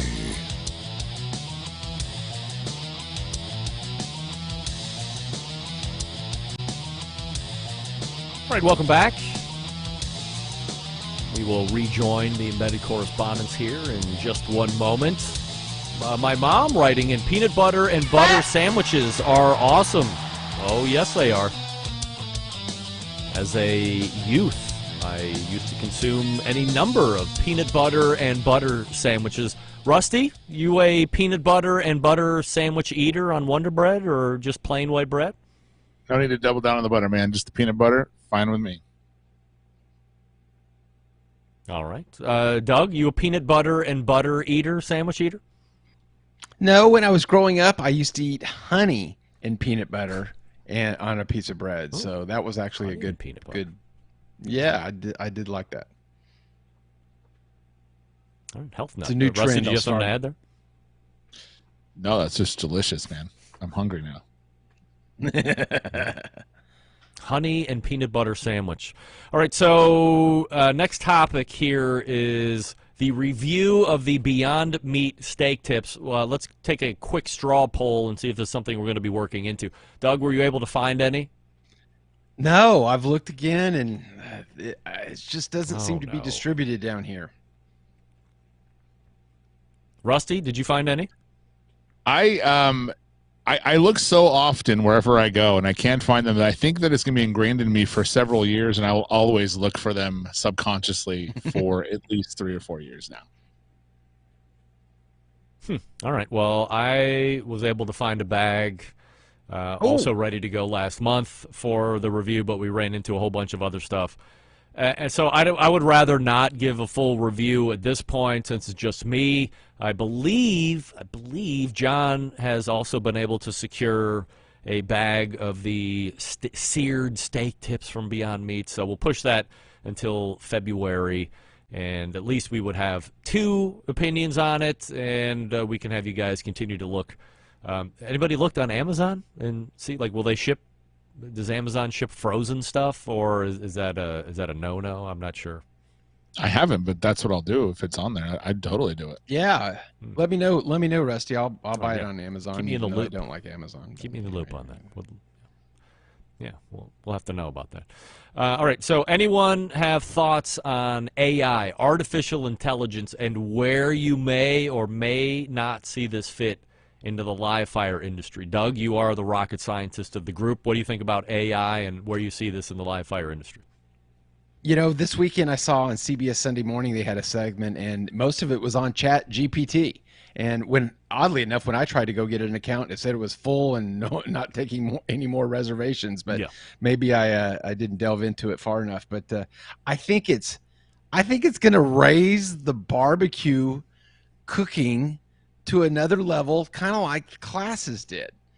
for competition, classes really raise the level of competition. Yeah, people cook the same, etc. But I think that if someone's searching for a recipe or they want to, I could see myself using it. This weekend I cooked lobster I hadn't done it in a long time, and I'm like, oh, okay, what are the ways to cook lobster, poached and grilled, and it could have shortened my number of searches by at least half if I would have used something like ChatGPT. So I think it's actually going to it's going to be hell on the people that rely on Google searches.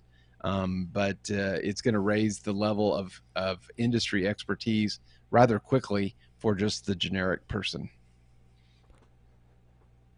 Rusty, your thoughts on artificial intelligence and where you might see it being leveraged in the live fire community? I can't see a way besides actually I was going to touch on what Doug said. I think it actually might dumb it down because of the Google and the Bing thing. So when the search becomes AI, and it just gives you what they want you to, and it's going to be harder to find like really good people, unless it's like a Malcolm Reed who's just pushing content all the time. Maybe they'll reach some of his stuff, but it might dumb down some really good cooks, and you might miss out on some of those good articles and videos because of it. That's what I think. It's going to affect it in a negative way. I can't see.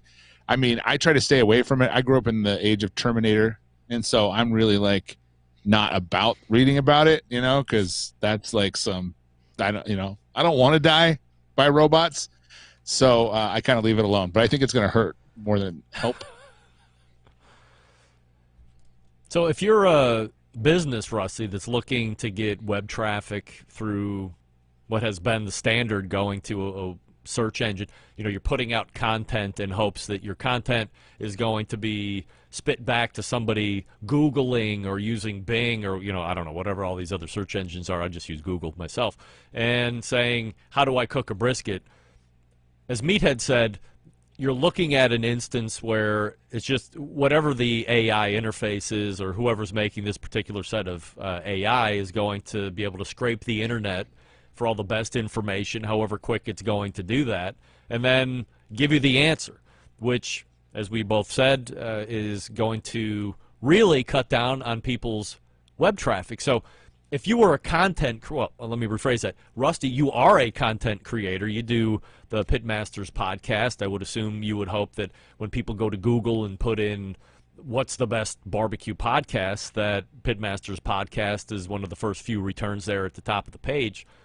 Would that disenfranchise you from wanting to put out content in the normal way, knowing that this new AI is just going to hijack it then? It's going to change for sure, and you're going to have to roll with it like we roll with everything. Everything is scary at first, and then it just becomes the way. But Food Network just came out with the top barbecue restaurants in every state. And in my state in Utah was some dude who's from Kansas City who moved to Bryan Head Resort and cooks on Saturdays. And he won. And Food Network has this huge pull, So they're going to get this AI and like, oh, shit, the only barbecue place is down in friggin' Bryan Head in Cedar City, Utah. We got to go down there. Meanwhile, we're all up here going, bro, we got barbecue too. It'll be okay, but it's just interesting how it's going to work out the kinks, I think. Doug, how do you think this is going to affect content creators in our space? Are they going to be not as ready to just pump out the content knowing that they have a potential of getting ripped off, or not seeing the benefit of return website traffic coming to theirs? Yeah, I think that I kind of think I could hear both sides of the argument, but I think it's going to lead to being more prolific and getting more pages out there and trying to get more content out on the web that may be scraped or used by AI, which in the end is going to if it becomes a dominant play in the search field, then that's going to be your only way and hope to get your name in front of people if they're using that exclusively as compared to a regular Google search. Here's what I'm wondering. As a test, also, aside from having ChatGPT write my show open last week that I read just to see if anybody would even pick up on it, and John Solberg called me immediately the next day and said artificial intelligence, wrote that. But he is obviously a little bit more of a deeper diver on the show than most fans are.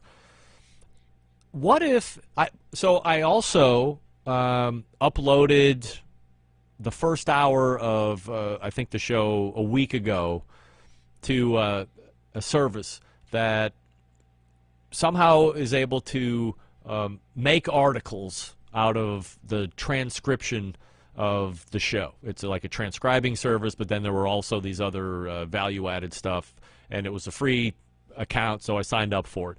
And the thing generated 2 separate articles, blog posts, and it's done under, okay, here's show notes in one section, here's blog posts in another section, and here's main takeaways here in another section. You just click on it, and then it lays it all out, and you can copy and paste it. And I posted 2 articles on my website as blog articles. Like, I don't remember the last time I even thought about writing a blog article. But one was about Doug and John, talking about John's way of making some money on Instagram and how Doug was growing his Instagram following in an organic way. And it put together this really great 4-paragraph blog post that I put up there. And then I forget what the other one was. It's a long way to go to say this. If I'm posting that, and then in a week, Rusty goes and chat GPTs something about how to build a great Instagram following, is ChatGPT going back and scraping their own shit that I just put on my website and now recycling it back? Like, could you be getting the same answers? Is it going to be proliferating the internet with all of its own stuff, and it just is regurgitating the same stuff that it told me a year ago, 5 years from now? I think that's a great point. And it's weird. I actually saw that blog post that you put. Maybe it was on LinkedIn. Did you put it on LinkedIn, or I saw it somewhere in terms of John and I. So I think, maybe. Yeah. So I was like, but that's a great point. Is it just going to regurgitate the same thing that's already producing if people go out and use it in a mass force? I hope so, because if that's the case, it'll just get dumber and dumber and make no more sense. Therefore, Terminator wouldn't exist because it can't be built. Good one. Right. No cyborgs killing Rusty. It's obviously a pain point for Rusty that we're learning about here. In other news, and we'll keep an eye on artificial intelligence and see how it affects our industry, Dr. Barbecue's restaurant closed the Thursday before the New Year's holiday.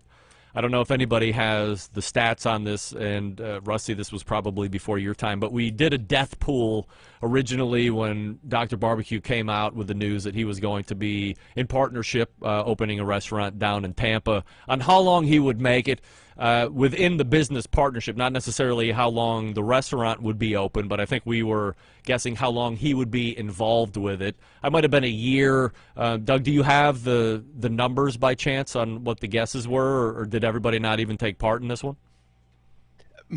I actually have somewhat detailed notes on this, because this was right at the end of Udoa's term as the EC. But I've got the under, because I picked the holidays before Christmas, and he goes, I've got the number. You should give me 2-1 since you've got the bigger window, but I'll take it. Write it down. I'll give you an extra 30. June 1st, write it down. So I did. I freaking wrote it down, and he still owes me $50 is all I'm saying. Yeah, deadbeat. So Doug wins on that. And this is what we know. If you're betting with Doug, he's keeping copious notes and ready to throw them back in your face at a moment's notice. So lesson learned by everybody that's listening to the show and will listen on podcast. There were also 18 months left in this lease. So if you were Ray, would you look to find a new backer financially or a new business restaurant partner to finish out the term of the building that you're in? Or would you ditch it and try to find a new backer and a new permanent home all at the same time? Rusty, you're somebody that is looking to get into the brick and mortar space at some point. What would you do? You know, if you're closing this quickly, it's not going to work, I don't think, in any capacity in his area. It's going to be stained. It's going to be, there's places that, you know, just doesn't matter. If they didn't work out before, no one's going to go again. It's extremely rare that even a restaurant, let's say grilled cheese restaurant goes out of business and a barbecue comes in, it's actually still rare that location that kind of pops back up unless the food is excellent. And of course, when the food is excellent, it doesn't matter what or where you are, people will come to you or you close.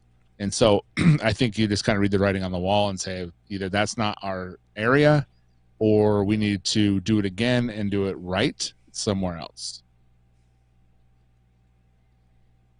Doug, would you, if you were Ray, would you try and finish out the term that's in that building? Because, you know, they were very successful there. It's just that the business owners or the money side of that restaurant was able to sell the property for, you know, I think it was $4.5 million. And the franchise or the licensing agreement with Dr. Barbecue was coming up. They weren't going to renew it.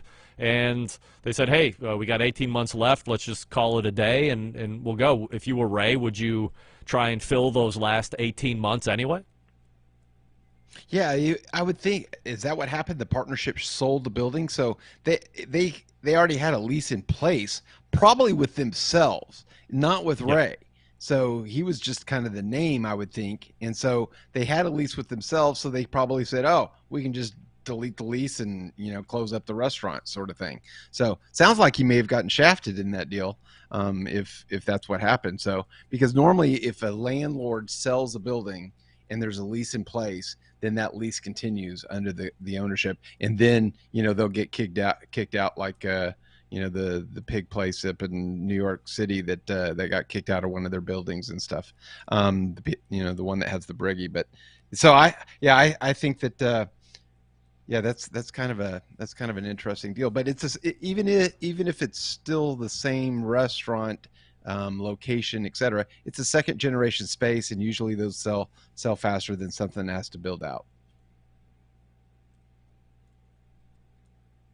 But there are 18 months left in it. Do you think it's worth Ray's time to continue doing it for 18 more months? He probably has no say in it because he's not on the lease. That's what I'm guessing. He's the name. He's not part of the partnership. So the people putting up the equity, and probably if going into it, you probably don't want to be on the lease, you know, as the name person, because, you know, there is liability there. So, maybe it was doing fantastic. Maybe it wasn't doing fantastic. Who knows what's behind the hidden door of really kind of what the financial situation was. Because so if you're losing money, then why would you, you know, yeah, sorry. I was just going to say, you know, if somebody came to Ray and said, hey, we know the building got sold. We were big fans. We have a lot of money. You have 18 months left on this lease. Let's continue doing it until the 18 months is up so we can keep Dr. Barbecue's, you know, operating because it's a fan favorite. It's doing really well, what have you. To me, I was more of a fan of saying, if you want to continue to do it, find the new backer, and then find whatever a new forever home is going to look like, whether that means you got to go up north to Clearwater, whether that means you got to go 5 blocks in Tampa down to, you know, somewhere else and open up a new spot. If you want to be still involved with the restaurant because the following is there, the food was good, like all the other stuff is good, and the only thing that happened was the property was sold, which you have no control over, then take those 18 months, don't continue to be in the space that you know is going away, and you have a finality to that. Spend that time finding the new backer and finding a new place, and do it that way. Set a new open, you know, however the build-out would have to be for a new place. Maybe it wouldn't be as extensive as this one was, because this one took forever to actually get going, if you recall back in the day. So we'll see what Ray does there moving forward with the restaurant. Now, licensing, we were kind of hinting around at that. So let's talk about licensing for a moment. If you have some kind of established or recognized name or fame within the live fire industry, let's talk about that because that's what we're covering. You know, let's say Rusty had been on television 57 times and he's won the American Royal 18 times and he's widely considered to be the name in the live fire industry. And he's thinking about getting into a restaurant. Is the safest way, Rusty, for you, because you're thinking about doing it a completely different way, would the safest way for you be for somebody that had a lot of money to come in and say, we want to license Salt City Barbecue. We want you to make the menu, but you're really not putting up any of your own money. We believe in the name. The name is going to draw people here, and that's how we want to work it. Is that the best way to go about it, do you think? It's funny because for me, as being a quality person, it would be really difficult for me to put my name on something that I would basically turn control over to someone else ultimately. And I don't know what I would have to have more power if I was to do it. But, you know, and so for someone who looks at a restaurant and I go two ways, I can do the stick burner thing. And if I do that, I'm going to be locked into this restaurant myself for a long time. But if I go another way where a 16-year-old can run it, I can sell it. And so, but do I want to sell it and go the route that a lot of those restaurants do? It's an interesting quandary to be in. But but I'm getting more to the point of like, you know what? I would probably put my name on it and let it ride if I was making enough money. Because in the end, I would rather have my kids taken care of than them saying my dad could cook a good brisket, you know?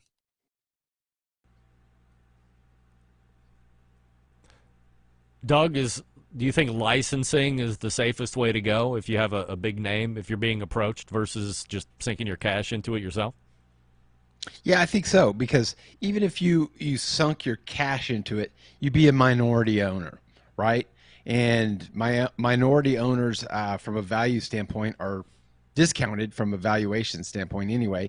Plus, you'd be signing your name. You'd be, somewhat responsible for the decisions that you're not in control of as a minority owner, the major stakeholders that are putting up most of the cash. So I think that, a licensing would reduce your risk from that standpoint of them basically deciding to shut it down or do whatever. It's kind of like in the same way Dr. Barbecue did. But, if Dr. Barbecue was more of a marketing person, it seemed to me. He wasn't actually working and being a chef and working the pits and things like that. So if you're doing that, I would think you would want more of an ownership stake in the business versus just a licensing agreement. What kind of agreement, speaking of, does Sam have?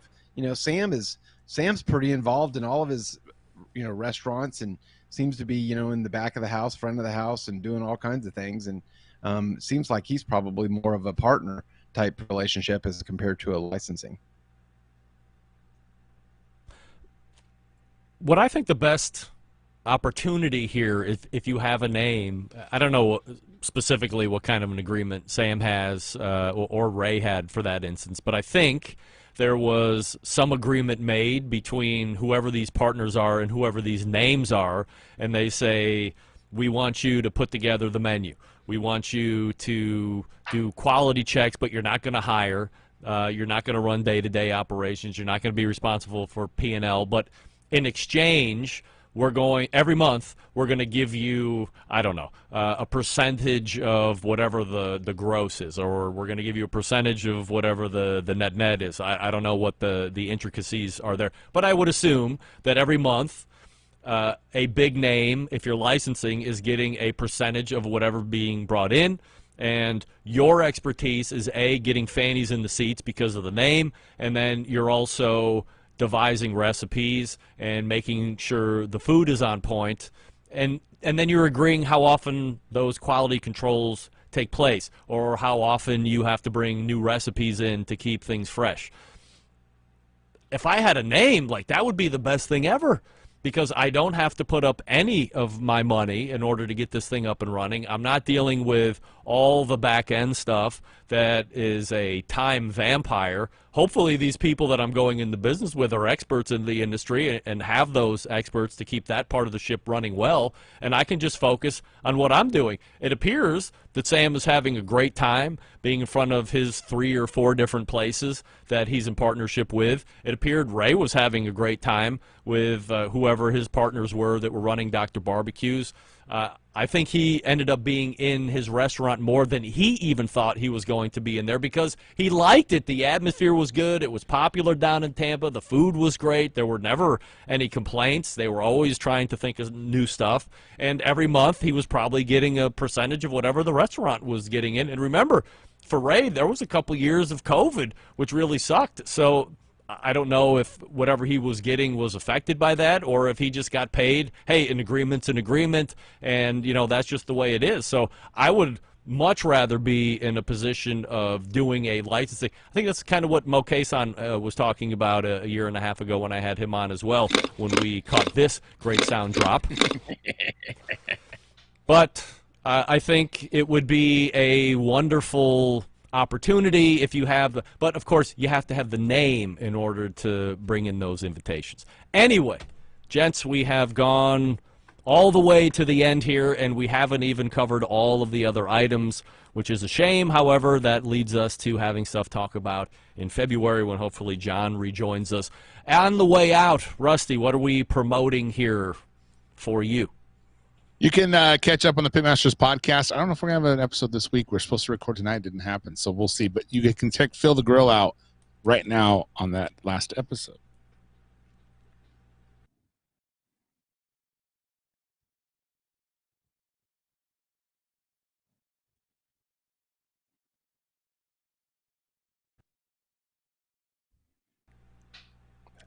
Yeah, so if you can hear me, I can't wait for Sam, the cooking guy, to come up with his new name of Pissageddon or whatever's happening with the sound quality for you, Greg. So you're having to live through it, and I know you're just chomping at the bit.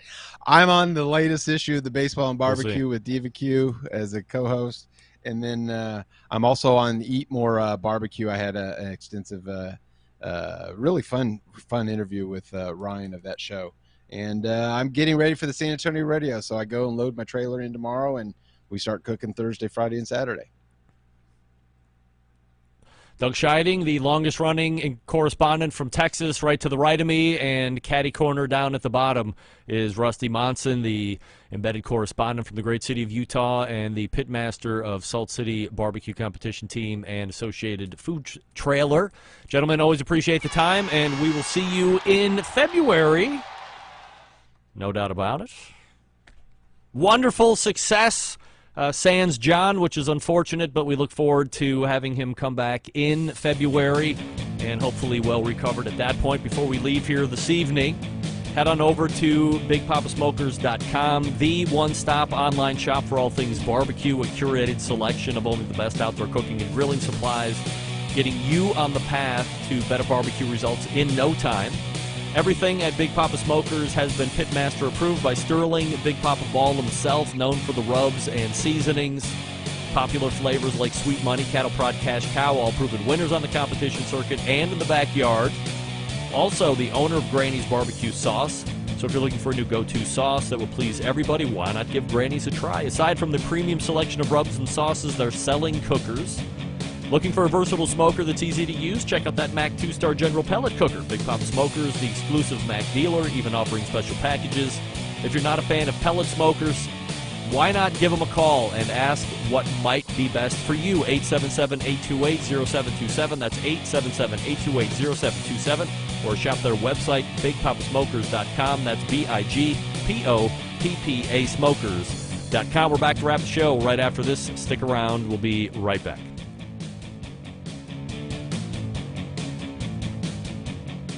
Whole packers, full racks, legs and thighs, injecting butts. If you've never heard this before, you might think you found the best XXX show ever. Let's get back to the most homoerotic host out there today, Greg Rempe. All right, welcome back. And I agree with Tom Dickey. Love when that sound drops. Ugh.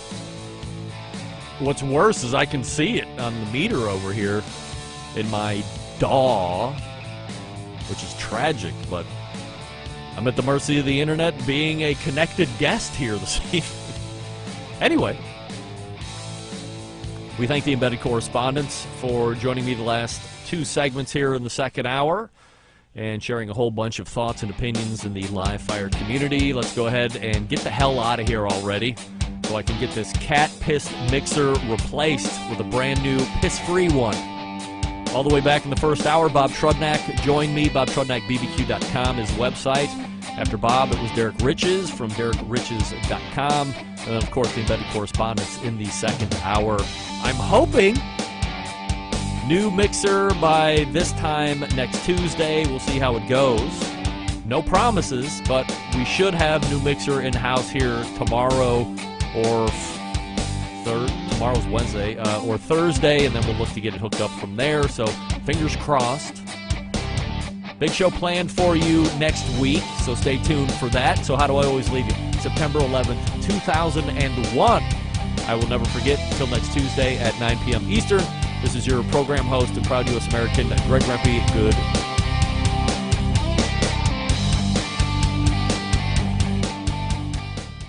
Yo, pod! This is Meat Mitch, and you're listening to the Barbecue Central Show.